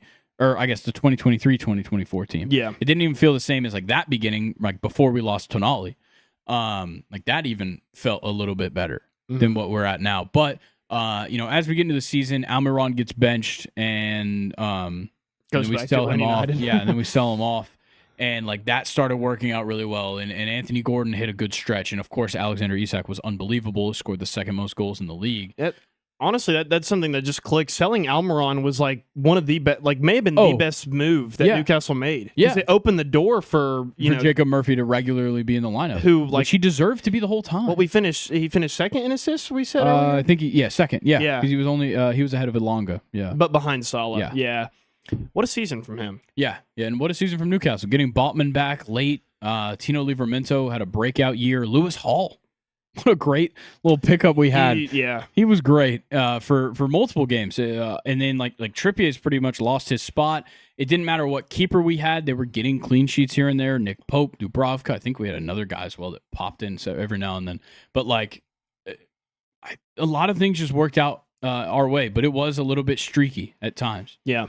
All right, on to Chelsea in fourth. Yeah, my beloved Chelsea. It's honestly, it feels like a fever dream that we even finished above Newcastle in the top 4 spot there at fourth. But yeah, the game against Nottingham Forest last week was just it was magical. I loved every second of it. Shout out Levi Colwill for getting us the dub there with that goal. But yeah, just a weird season. Started really strong. I think Chelsea's highest place may have been second or third. I think it was second. But and then, man, when we started tapering off, like in January, I was very concerned because it looked like the same Chelsea that we were trying not to be. Yeah. But I think where Chelsea got lucky, looking at the season as a whole, is even though Cole Palmer hit a really rough patch of form that lasted a long time, which caused Nicholas Jackson to also hit a rough patch of form, the defense really stepped up for Chelsea. Like, Robert Sanchez in goal. I have my issues with him, but he was great. Having Reece James healthy was so good. I love Cucurella. And obviously Levi Colwill is just very underrated in my opinion. He's, I think, one of the best center backs in the entire league. But truly, I think the top 4 finish to Chelsea, or for Chelsea, has to be probably mainly given to Enzo and Caicedo. Yeah. I mean, Enzo Fernandez this season was unreal. Also very overlooked, but he, like Grayson just said, he was absolutely unreal. And Caicedo is just a robot. Yeah, and we've talked about this as well with Caicedo multiple times. Like, you don't see those numbers, on a normal, he's not getting goals, he's not getting assists. Yeah. But when you watch him play on the field, it's undeniable that he's just dictating the pace of the whole game. Yeah, wins the ball, passes the ball, he flies around the pitch, but he's amazing. And then, Chelsea finished 2 points behind Manchester City. Yeah, and Manchester City was, like, it almost still feels like a disappointment. I don't think they should have finished third. Yeah, I mean, I guess, they were bad enough for a good amount of the season. I mean, their last 5 was near perfect, though. Yeah, so like their last 2 months this season, they put it together. Yeah, for sure. Like, I mean, at one point, I don't even think they were in the top 5. Yeah, it was fun to see them have adversity. Finally, yeah. In my opinion. I guess we say that, but it also wasn't fun to see Pep Guardiola like ripping his head off and getting a divorce. Yeah. Yeah, that's not cool. And almost, I think, is probably a direct result of the fact that his team could not find form. I genuinely think that, because he is live or die by the sport. Yeah, which you can respect, but also, you gotta kind of family work-life balance. Always more important than but whatever. But like, look, he's a legendary manager. This season doesn't change that. Honestly, this season probably proves it. Yeah, when you lose your Ballon d'Or winner as soon as the season starts. Yep. Erling Haaland he just couldn't do anything. Kevin De Bruyne is gone. Yep. He's gone. But then in January, you bring in this guy named Omar Marmoush, and he's fucking insane. He's unbelievable. And like, Phil Foden was awful. Jack Grealish probably going to leave because he just cannot even find consistent playing time. Jeremy Doku stepped it up. Yeah, Jeremy Doku stepped it up. I've given him his shit over the years. Hoshko Gvardiol he probably could have been best awesome. left back in the league, maybe. But yeah, Manchester City, weird season. Very weird season, but it still ends up with third place and only 3 points behind Arsenal in second, who also, I think, had a weird season. Drew a lot of games. At one point, it felt like Arsenal was potentially going to win the league. Yeah. Like, it really did. Now, Liverpool has stayed up there pretty well most of the year. But there was some times where it was like, oh, shit, like, Arsenal's going to do this. And then they just couldn't. And it all comes down to not scoring goals. 69 goals scored by them. That's less than Man City. That's less than Liverpool. They have one of the best defenses in the league. We all know that. 34 goals allowed is incredible. Yeah. But when you can't score to back it up, it's awful. And the thing is that they were losing games 1-0. Yeah. They were having these 1-0 losses out of nowhere. Like, it's not like some of these other teams where it's like, sure, they played good, sure, they played bad sometimes, but like, when they played bad, they lost like 4-2 or 4-1. Yeah. Arsenal would just have like, a lapse in the defense causes 1 goal, and they could not score to back it up. That is absolutely insane. I just noticed the goal difference between Chelsea and Arsenal, and Chelsea's offense is clearly struggling. Yeah. only 5 less goals than Arsenal. Yeah. Who ended up finishing second. And I mean, you can thank Bukayo Saka. I want to make this point. He is really blossomed this season. Yeah, he's incredible. Really blossomed. And he was doing it with nobody to pass to. Yeah. That's, I think, the more impressive part is like, dude, Leandro Trossard is not a striker. No. And Gabriel Jesus might as well not be either. Yeah. Like he's better watching Arsenal from the box than on the pitch. Yeah. So. They have to address striker. And if they had a striker, they beat Liverpool for the league probably. Like they were that good. Declan Rice was that good. This defense is incredible. And I have trouble thinking like if they weren't missing, like clearly missing all season, just a clinical finisher, a clinical goal scorer striker. Yeah. Because Bukayo Saka needs a target. Yeah. He does. And when Gabriel Jesus was hot, it worked. Yeah. At times, like last season, it worked. And even when Gabriel Martinelli was hot, like goal scoring wise for a little while 2 seasons ago, yep, it worked. But this season in this squad, it just doesn't work. And I don't think that means like Mikel Arteta's job needs to like be called for. No. Which of course Arsenal fans are the first ones to do that. But like I think it's just a matter of go out, make a signing this summer for a striker. Go put all your effort into Gyökeres. Put all your effort into one of these strikers from around Europe that just looks outstanding. Who's the Atalanta guy? Take a chance on Matteo Retegui. Retegui Would be a very interesting pickup for them, but I do think it'd be great. Yeah. Like go out and get one of these guys that was a top goal scorer somewhere in Europe and just let him free. With all this playmaking behind him as well. I mean, Martin Odegaard had a down year once again because he had nobody to pass to. Declan Rice found his ways to have a great season. But like there's the structure is there. You just need the final piece of the puzzle. And they've been missing that. They have not had a good striker in years. Yeah. And last point I want to make about Arsenal, Mikel Merino came out of nowhere and he was awesome. Was amazing. He was awesome. And then Liverpool. Oh, God. These motherfuckers, like, they didn't just make me eat words. Yeah. They kind of shoved food down my mouth. We are both Arne Slot's bitch. Yeah. Like, might as well be. Yeah. I mean, I didn't. We fucked up. I did not think Salah was going to have his best year ever at this age. Yeah, and I certainly didn't think that Ryan Gravenberch was going to be like the best midfielder potentially in the league. I didn't think that Virgil van Dijk was going to be as good as he was. It just there's so many things I could say about this team. The depth was amazing. Yeah, and also all like season long. I'll give a little bit of credit to Darwin Núñez. Now he still can't finish to save his life. Yeah, but like he played his role, which is not what he has done in the past. Yeah, he did not play his role very well in the past. This year he did. This year he played it extremely well. Yeah, I would say. But then, like, you throw in the different layers, and like the whole issue with like Luis Diaz in the middle of this season, his father was like kidnapped, right? Yeah, like so many random things happened throughout this season for Liverpool, and they never stopped winning. No, until the very end when they didn't have to try because they'd already won the league. And I mean, it also helps out a lot that your right winger was the Premier League goal leader by like 6 goals, and then your Premier League assist leader by like 7. Yeah, I mean, unbelievable. Yeah, and then also, of course, you have like the best defender in the world and a world-class keeper behind him. Yeah.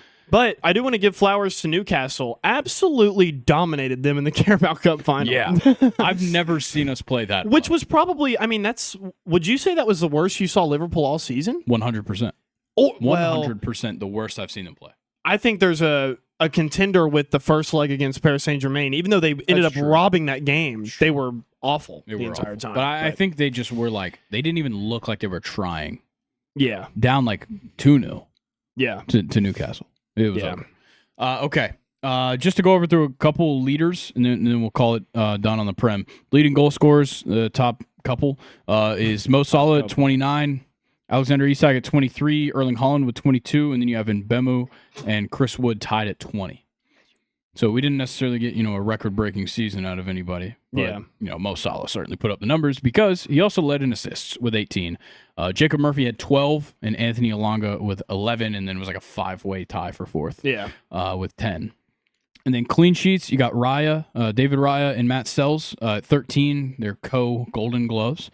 And then Jordan Pickford second, or technically third, with 12 is pretty outstanding for an Everton team that was not very good. Definitely. And then Dean Henderson with 11, Robert Sanchez and Ederson tied with 10. I mean, for the most part, it's guys that were expected to be there, but then you just like throw in the random ones like Mbemu and Chris Wood, who are on teams that certainly overperformed the expectations, and the same goes for Anthony Elanga. And then like the Dean Hendersons, and Jordan Pickford is maybe the one that doesn't really match up with everything else. But like, yeah, Jacob Murphy and Alexander Isak makes a lot of sense. Now, Murphy wasn't totally starting every game for the whole season, so to even be second in assists is pretty impressive for him. Yeah. But like, for the most part, these are guys we, at least because of their team, we expected them to be here. So I'm not necessarily that surprised by too many of our goal scorers and assisters. No, not at all. Not at all. But I mean, overall, I think you can agree with me, probably one of the most entertaining Premier League seasons of all time. Yeah, I think I think the only way it could have been more entertaining is if Liverpool didn't run away with it by the end. Yeah, that's the only thing I can say. Yeah, because the race for those European spots was genuinely awesome. And I think it probably improves it because both of our teams were involved in it and like in this gridlock here right there at the end. But like, I do think that the only way a season gets better is when you have a race to the finish for the championship. Yeah, definitely. That's the only thing. And also just Tottenham and Manchester United made it very interesting. Yeah. And especially Tottenham in 17th with only a -1 goal difference. Like how does that happen? Yeah, I mean, that's two teams that almost always would have at least taken up a European spot. Yeah. And for sure. I mean, technically Tottenham does get a European spot. So the final thing I've got is that with Chelsea's win in the Conference League over Manuel Pellegrini's Real Betis squad, the Premier League has 9 European spots. Champions League teams will be Liverpool, Arsenal, Man City, Chelsea, Newcastle, and the aforementioned 17th place Tottenham. The Europa League will have Aston Villa and Crystal Palace. The Conference League will have Nottingham Forest. If Chelsea would have lost on the final match day and won the Conference League, they would have gotten a Europa League spot, and Brighton would have made the Conference League. But instead, Chelsea won both matches, and Brighton goes home with nothing. It's going to be weird not having Manchester United playing any midweek matches. That's going to feel a little off. Yeah, it is. But overall, I think I'm pretty happy with this season of the Prem. Oh, yeah, me too. It's also my second season of having a team.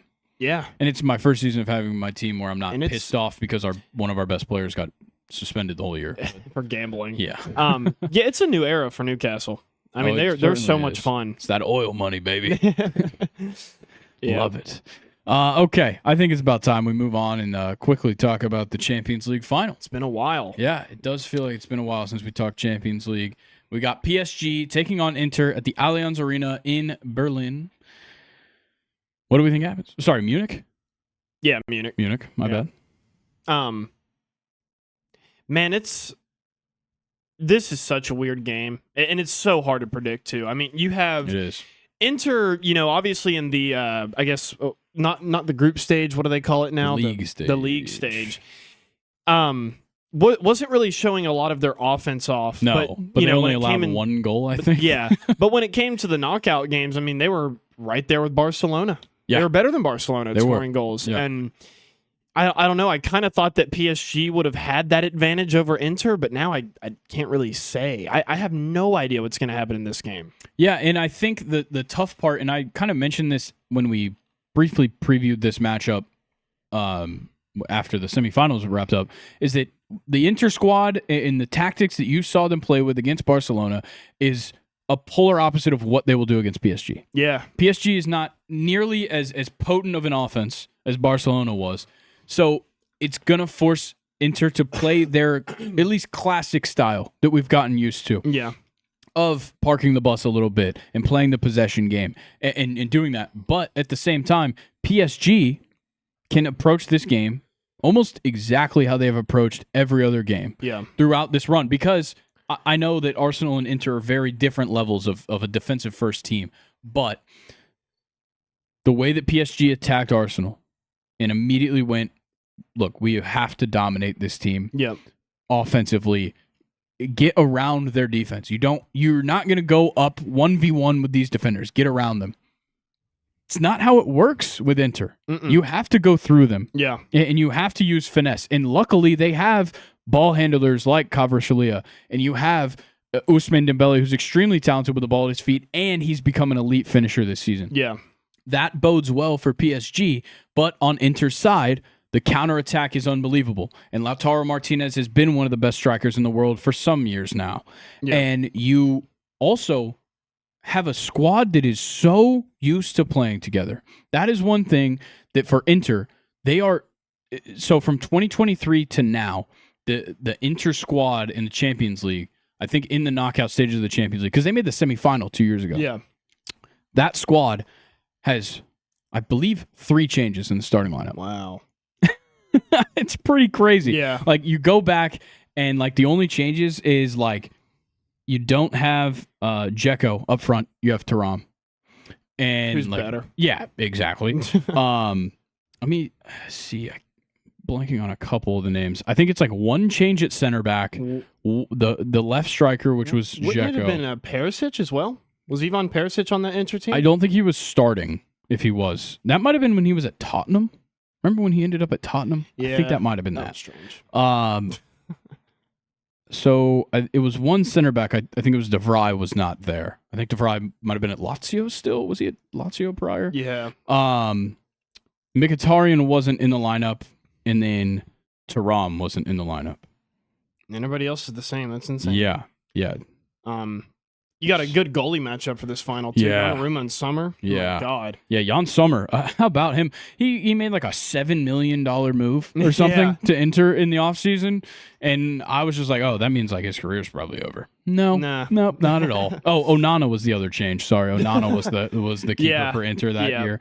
But like, it is pretty insane to see a team with so much chemistry, and I think it also helps that like the defense is so obviously like the key, and that has stayed probably the most consistent. I mean, Bastoni and Acerbi have locked down that defense for a while now. Yeah. And you know, DeMarco plays maybe some of the most fun wing back that you can watch. Yes. But Dumfries is probably the best at it. Yeah. Which is kind of an interesting parallel between the two. Is like they both play that system so well, but they play it so differently. Yep. Which is honestly helpful for them. You can try a lot of different things out when you have a setup like that. But I'm really excited just to see how Inter looks, how they move tactically around the field, and how, if you put it up against what they did against Barcelona and you put it up against with how they're going to play this Champions League final against PSG, how actually different it is. Like, if you're somebody who hasn't, you know, maybe you don't pick up on tactics, or you've never really observed it, you know, watch this game and then compare it to what they did and how they moved around the pitch and who ends up with the ball in these different spots in the field. And you'll be amazed, at least with how I predict how this game's going to go, you will be amazed with how different they can look and still look like a great world-class team. Couldn't have said it better, Mike. I mean, that was perfect. I think I'm more excited to see how PSG respond. Oh, yeah, I agree. I mean, PSG are a little bit younger. They're not as well acquainted with each other, but they deserve to be here for sure. I mean, there was a point right before the new year. We've talked about this a number of times. As soon as that, you know, the clock or the calendar switched over to 2025, this team took off like out of bat out of hell. Yeah, Luis Enrique, like, they were calling for his job. They were like, this guy can't do it. Ousmane Dembele was like a problem. They went out and they were like struggling to find guys in the January transfer window that can make something happen. They end up getting Kvaratskhelia. They loan off Marco Asensio. Yeah. Like, all these different weird things. They couldn't figure out if they wanted Gonzalo Ramos in the lineup. They couldn't figure out if they wanted to get Randall Colomwani in the lineup. Yep. All of a sudden, everything falls their way. And all of a sudden, you're seeking a treble. Ousmane Dembele is seeking a Ballon d'Or. Yeah. Like, this is serious shit. Yeah. And who is this Pacho at center back that's like playing like one of the best in the world? Who is that guy? Literally. But with then Marquinhos. a guy like Marquinhos who's been around for ages now. Yeah. He used to be the young center back back there. Desiree Doué. Yeah. Holy shit. He's unbelievable. I mean, he replaced Bradley Barcola, who was not playing bad. No, he was not playing bad. It's just who's hot. Yeah. That's what it comes down the to. center mids of Neves, Vitinha, and Ruiz is just unfair. And, Yeah. and then their fullbacks, Hakimi and Mendez, that's actually the matchup that I'm most excited to see Yes. is how DeMarco and Dumfries pair against Hakimi and Mendez. Yeah, because all 4 of them are more than willing to get up the pitch. Yeah. That's the big thing. I mean, like Achraf Hakimi, he had like 3 shots on goal against Barcelona in that second Something leg, like that, something yeah. crazy, and he scored one. Like that's that kind of threat that you have to keep in mind. And I think when it comes down to it, I just for some reason I trust Inter to make the adjustments more than I trust PSG. Yeah. That's where it comes down to me. But I could very well imagine this game being 1-1 and heading into extra time. I could too. That's maybe my prediction in the first place is that this is 1-1 heading into extra time. But I'm going to go with PSG to win it in extra time 2-1. That's actually exactly what I was thinking. Okay, I'm not even going to lie. Because I said it probably about a month ago on the podcast. Every time the Champions League final has been held in Munich, we've had a new Champions League winner. PSG have never done it. I think it's time. Inter are really good. I mean, both these teams deserve it so much. Yeah. Yeah. So- You don't get to this point if you don't deserve it. Like Yeah. nobody just trips and falls into the Champions League final. No. Now, Arsenal tripped and fell into the quarterfinal by somehow, or the final, or semifinal? Yeah, semifinal by kicking the shit out of Real Madrid somehow. But Yeah. that's a little different because they didn't make it here. Goal scorers? Goal scorers, Yeah. you almost have to just pencil in Lautaro Martinez for a goal That's right what now. I'm saying. I think he's Inter's 1, and I'm going to go Dembele with a brace. Okay, I'm gonna Yeah. go with Fabian Ruiz to score in full time, and a good then shout. I'll take Dembele to hit the winner. Okay. Love it. Just to really cement that Ballon d'Or campaign for Ousmane Dembele is to hit a winner in the Champions League final. Yeah. Yeah. And even if you listen to this podcast and you've made it this far and you don't watch soccer, you should probably watch this Champions Yeah, League final. I mean- It's at 3 p.m. on a Saturday. Yeah, what are you doing? Yeah. Let's be honest. Let's be honest. If you're getting to the Champions League final portion of this podcast, you have nothing going on at 3 p.m. on Yeah. Saturday, unless you have a job. Yeah. Obviously. Okay, that's gonna do it for the Champions League. Nathan, are you ready for questions time? Because I'm always ready. says it right there. Perfect timing. All right. Well, we just finished the Premier League, so I got a nice Premier League question for you to start it Okay. off. Oh, hell yeah.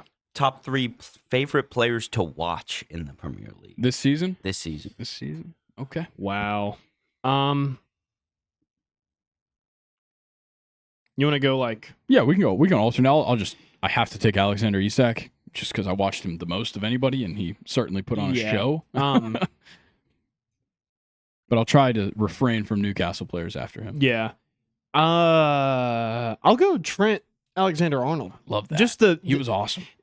sucks at defending. He's kind of a meme, but Yeah. you cannot take away the vision and the creativity from him when he has the ball at his feet. Yeah, from the can't right wait back spot. to see him at Real Madrid next year. He's going to get cooked by La Liga wingers. It's gonna be bad. But he's going to be perfect offensively for them. Yeah. So- Oh yeah, he's gonna be awesome. Yeah. I'm gonna go. I think Mo Salah is a boring answer, Yeah. though he was incredible. It's a boring answer, so I'm gonna take his team out. I'm gonna go Ryan Gravenberg. I like it.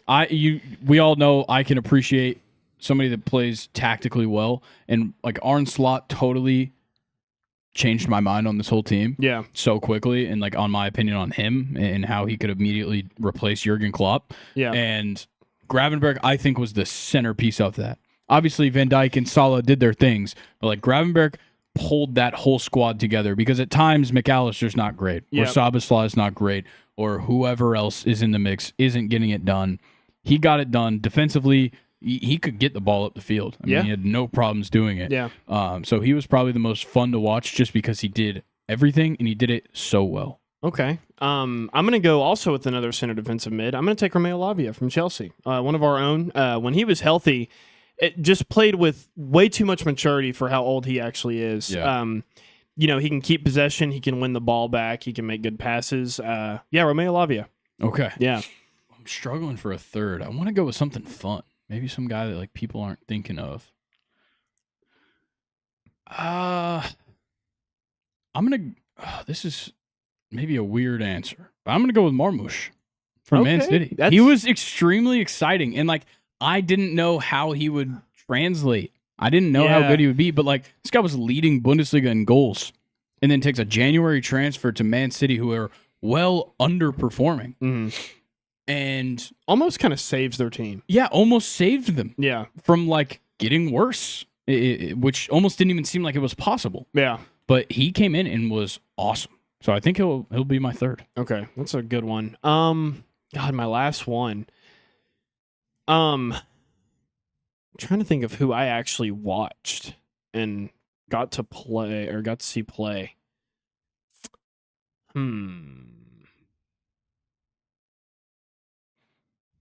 Damn. I don't want to take too long. No, it's a tough thing. It is a tough It's one. a tough one because like we obviously see plenty of players Yeah. throughout the season. I'll pick Brian Mbemu. I mean, a Brentford like player getting 20 goals in a season is pretty awesome. pretty impressive. Yeah. I'm gonna be honest, didn't get to watch him play a lot, but just Saw the I mean, highlights. yeah, saw highlights. There was a lot of them. The stats don't lie. Yeah, He was insane. he was great. All right, Nathan. Next question. All right. Next question we got, also Premier League. Love Would it. you rather your team win the Premier League but get relegated and stay down forever? Oh. Or your team always finish just outside of European qualification? Oh my I thought it was God. at least gonna be like. So okay, I'm subject to being like 9th place, 8th place Yeah. every year. This year you could have finished, what, like 7th? 6th even? 8th Eighth, would have been yeah. just outside. I think that's where Brighton finished. I'm gonna watch my team in the top flight for the rest of my Yeah, life. I instead don't. of I just. ever I winning don't the want Premier to. League Yeah, again. I don't want us You to be don't wanna be stuck. watching Dude, that means I'm missing out championship on. games. I'm missing out on the promotion playoff. I'm Yeah. losing in the promotion playoff Yeah, to get up every year, and I'm playing against fucking like Norwich and West Brom. Like, Yeah. fuck no, dude. Swans. I want to Portsmouth. at least like if my team's gonna just perpetually be all right, I'd at least like us to like. I'd at least like to see us beat Man City every now and then, yeah, every year, yeah. or like Or we play just, in the FA Cup. He didn't say anything about the FA I mean, Cup. So well, I mean, everybody gets to play. That in the is FA true, Cup, but- still, like at least be a contender in the FA Cup. Because if you're just stuck in the championship for perpetuity, like you're never gonna win the FA Cup. You're never Yeah. gonna win the Carabao Cup, No. even. Well, you could be the best team and you just lose. at the But end. if you're the very best team, then first place automatically goes up. So then you Yeah. could be the second best Yeah, and always lose fuck the that. playoff. Fuck Yeah. yeah, that's like Absolutely not. that's hell. Yeah. That's way worse than just missing out on Europe. Yeah. Every year. Way worse. All right, That's a next good one. question. If there was a rule in the MLB that whenever you beat a team, you could force a trade for a player from that team, who would you want on your team this season? Wow. And I already have you guys Thank you. both schedules pulled up, so we'll start with Luke. Okay. So let's see, Luke. You could take anyone from the Brewers, There's a clear answer. Yeah, there is. Diamondbacks. You could get Paul Skeens. On April 9th, I'm going to Yeah. put a bag over Tariq Skubal's head Yeah, and Tariq take him to Skubal. New York. Thank you. That's the easiest pick Fair ever. enough. Yeah. You could have got Bobby Witt. Fuck Bobby Witt Jr. What about Volpe, dude? I'm gonna be honest. Maybe taking Jose Ramirez from Cleveland. Good change up? That might be a better pick. Yeah. All right, now Grayson. I had to scroll down a little bit to start, unfortunately. Anyone on the Marlins? Nope. Didn't think Definitely so. not. Shout out to Liam Hicks though. Phillies, though?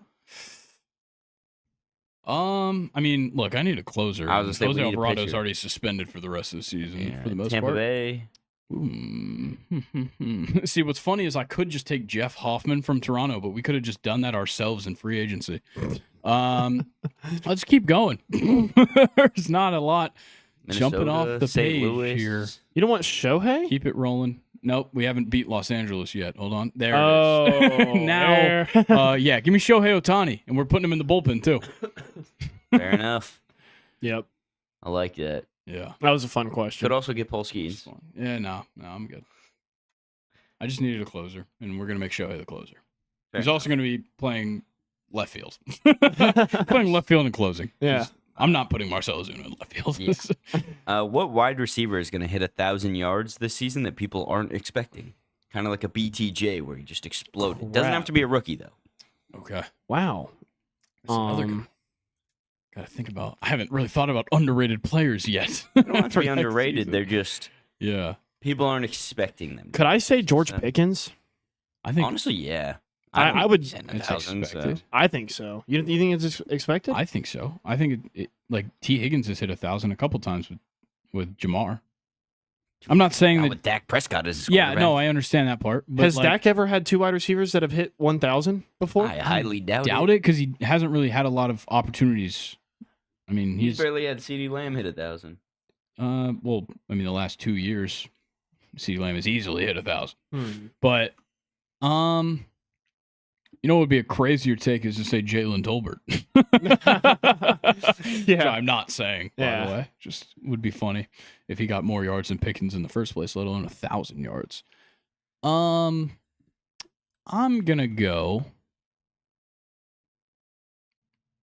I guess it wouldn't be a surprise if Cortland Sutton got 1,000 yards because he's always pretty close. What about Jacoby Myers? Jacoby Myers would be an interesting case. Last year, the closest person to 1,000 besides CeeDee Lamb was Tolbert at 6'10". Yeah, but also they didn't have Dak for half the year. Yeah. Yes. Jake Ferguson was right after Jalen yeah. Tolbert. Yeah, I'm gonna go with Devontae Adams for the Rams. I With actually Puka? really like that. Yeah, I with guess that is Puka, I kind don't of know if you would surprise. expect him to get 1,000. Yeah, fair enough. So I'm gonna go Devontae. Adams. Is Devontae Adams better than Cooper Kupp right now though? Yeah, Is he? yeah. It might be the same. Once No. there's a very stark difference, but Well, height. yeah, It's that's the Yeah. stark difference you're talking about. it's definitely not their hair. No, Devontae Adams is so much better than Cooper Kupp right now. Yeah. 100%. You know what? I'm gonna go Stephon Diggs. He may That's not fair. hit Stephon 1,000 Diggs is gonna yards. be with looking the to pass a Patriots. drug test. Yeah. I'm taking Stephon Diggs. Nah, man, that shit's clean. Pink powder man. One of the tweets that I saw that I didn't pull up was showing that it was a pack of like soft baits. Nice. What if it was just like Pez candy? It'd be crushed crazy. up Snorting Smarties. Pez. Yeah. All right. Those can put maggots in your sinus system. You ever hear about that? It's on the news. Smoking Smarties. Yeah. People were getting maggots. There's they're- maggots in Smarties. I think it. They were attracted. Yeah, to Mhm. attract. Yeah, it was leaving behind residue. Interesting. So yeah, instead of smoking Smarties, just do whatever Stephon Diggs does. Yeah. It's Maybe he's better trying to always. clean the Do whatever maggots out. Stephon- Yeah. Shit looks like fucking like dehydrated Pepto Bismol. All right. Just his stomach hurt. That's all it was, man. What song should I listen to on the way home today? Oh. I'll let you guys pull out the phones, check the Yeah. playlist. Listen to Perfume by Ocean Alley. Okay. Fantastic pick. Yeah. I'll try to remember that. Oh, I know not to give him a country music one. Yeah, please don't. So, Won't bother.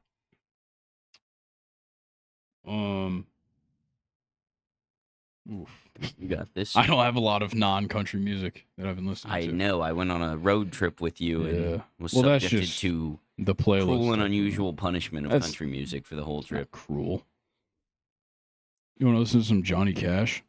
No, All right, you should listen to Big River by Johnny Cash. thanks. Or Jailhouse by Sublime. I might do that one. All right, fuck you then. All right, last question. If you were to upgrade something in the podcast set that isn't the camera or the computer, Oh, what would sorry. it be? Wait, I have a different song. Grave by Avery Anna. There you go. There you go. You got 2 Perfect. or 3. All right, next. If you were to upgrade something on the podcast set that's not the computer table. or the camera, what would it be? The desk. The desk. We're trying, guys. Trust You're me. not upgrading the chairs? The chairs come along. Suffice. No, the chairs will be getting upgraded as Oh. well. These chairs are falling apart. They each cost $30 on Amazon. When we first started doing in person, I ordered them, and like the wheels are like bending beneath us at the moment. These I can chairs actually suck. see 2 or 3 of the wheels on Luke's chair looking like that. Yeah, no, they're literally Luke is like not rolling. a big dude, but no, they they're are like rolling they're over each other. screaming for Yeah, help this down this there. back one is struggling, and I'm sure mine is no better. Like it's awful. At some point, somebody's gonna pop one of these wheels during an episode. I So hope yeah, we're the chairs live. will be getting replaced at some point, but I want to change the desk so that we can kind of shift things. We're gonna change the backdrop and stuff. Like it's gonna happen. Just Yeah. it's a matter of time. It's going to be a very innovative desk as well. It's going to be Yeah. very unique. Yes, it will be. Yeah. It will be up. I've already got the mock-ups. Oh, Just got to buy the You doing some materials. and CAD put it together. models? No. I've been drawing. Wow. Google SketchUp model. Shout Yeah, out Google SketchUp. Took me to the state tech fair. we've talked about this too. Yeah, many we times, I think. Anything else? No.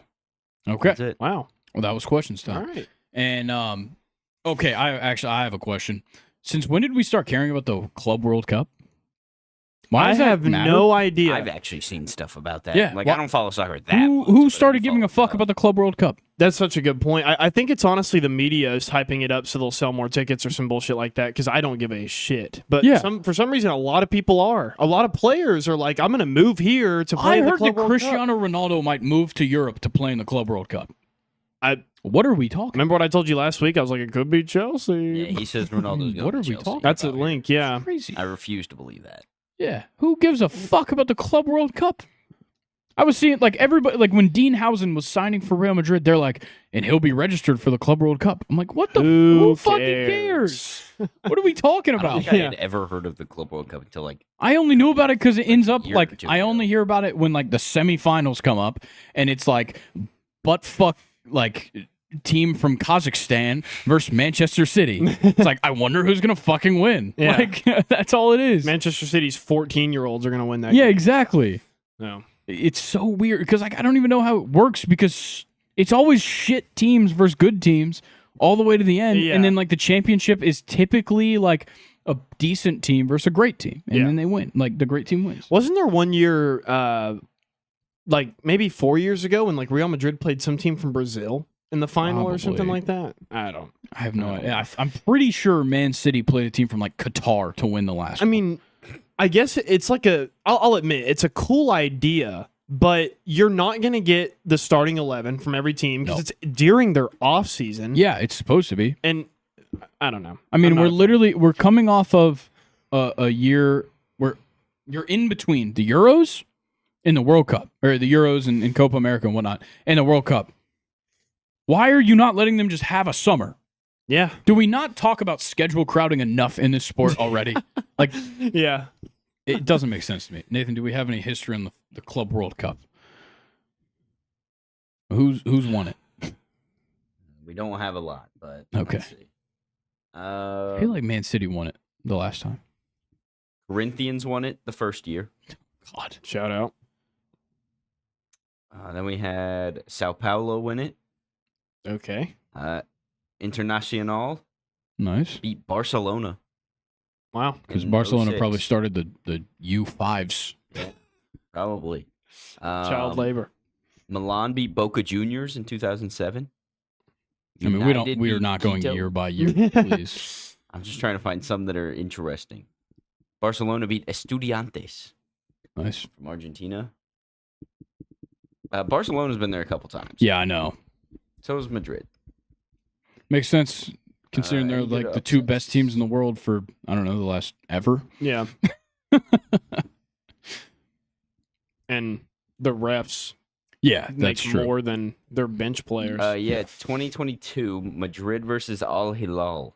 Okay. And who did Man City beat for that last one? Fluminense. Oh, okay. That was, I think, the final I was thinking of. Yeah. When Real Madrid. The second place game was Al Ali and Wait, hold on. Real Madrid played Al Hilal? Yeah. Oh, I was thinking of Al Nassr. Never mind. I was like, maybe that's when they dropped the seed. Yeah. Al Ali versus Urawa Red Diamonds Yeah. in the third place game. Yeah, Are they Japanese? That's what it was. Is Manchester City beat one of those teams for the semifinal, and I was like, "What in the fuck is this tournament?" But yeah, everybody's talking about it, and it seems like everybody's playing it. Well, the winning Yeah. club gets I don't know how- $5 million for the club. Yeah, which sounds Oh. great. So I think Maybe. that's why people are starting to care. More of an owner's cup. Sure. I mean, fucking Scotty Scheffler gets that for winning the major. Even for getting 6th place, your team gets $1 million. Wow. So Probably just go win a golf tournament by yourself. Yeah. Give like a whatever stake to your caddy, and you still have more than that. the presenting sponsor as of 2015 was the Alibaba Group. Nice. That makes sense. Now it all comes full Yep. circle. I just tied a bow on it. All right, we're gonna get out of here, guys. Thank you for listening. Make sure you subscribe here on YouTube. We got content coming next week, midweek content every Wednesday. So make sure you subscribe here on YouTube. You turn on post notifications, stay up to date with everything we've got going on here. Follow us on Instagram and Twitter. Not Twitter. We don't use the Twitter ever. Follow us on Instagram and TikTok, because that, as well as here on YouTube, is where you're going to find Luke's Team of the Season. It's coming out. I believe we're going to drop it on Tuesday. Yes. So make sure you're following us there. Once again, turn on the post notifications on YouTube so you see all that stuff when it comes out. Podcast platform, rate 5 stars, give us a follow. And Luke, do you have anything before we leave? Yes. Spanish word of the week.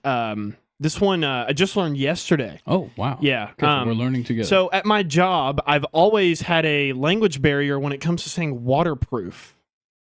Okay. Never knew how to explain to someone that it was waterproof. Okay. So, resiste del agua.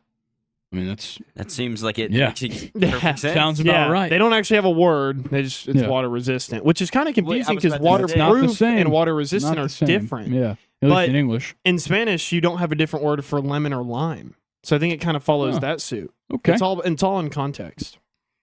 Okay. Yeah. Weird. A lime is a limon and a lemon is a limon, but they're different. Yeah.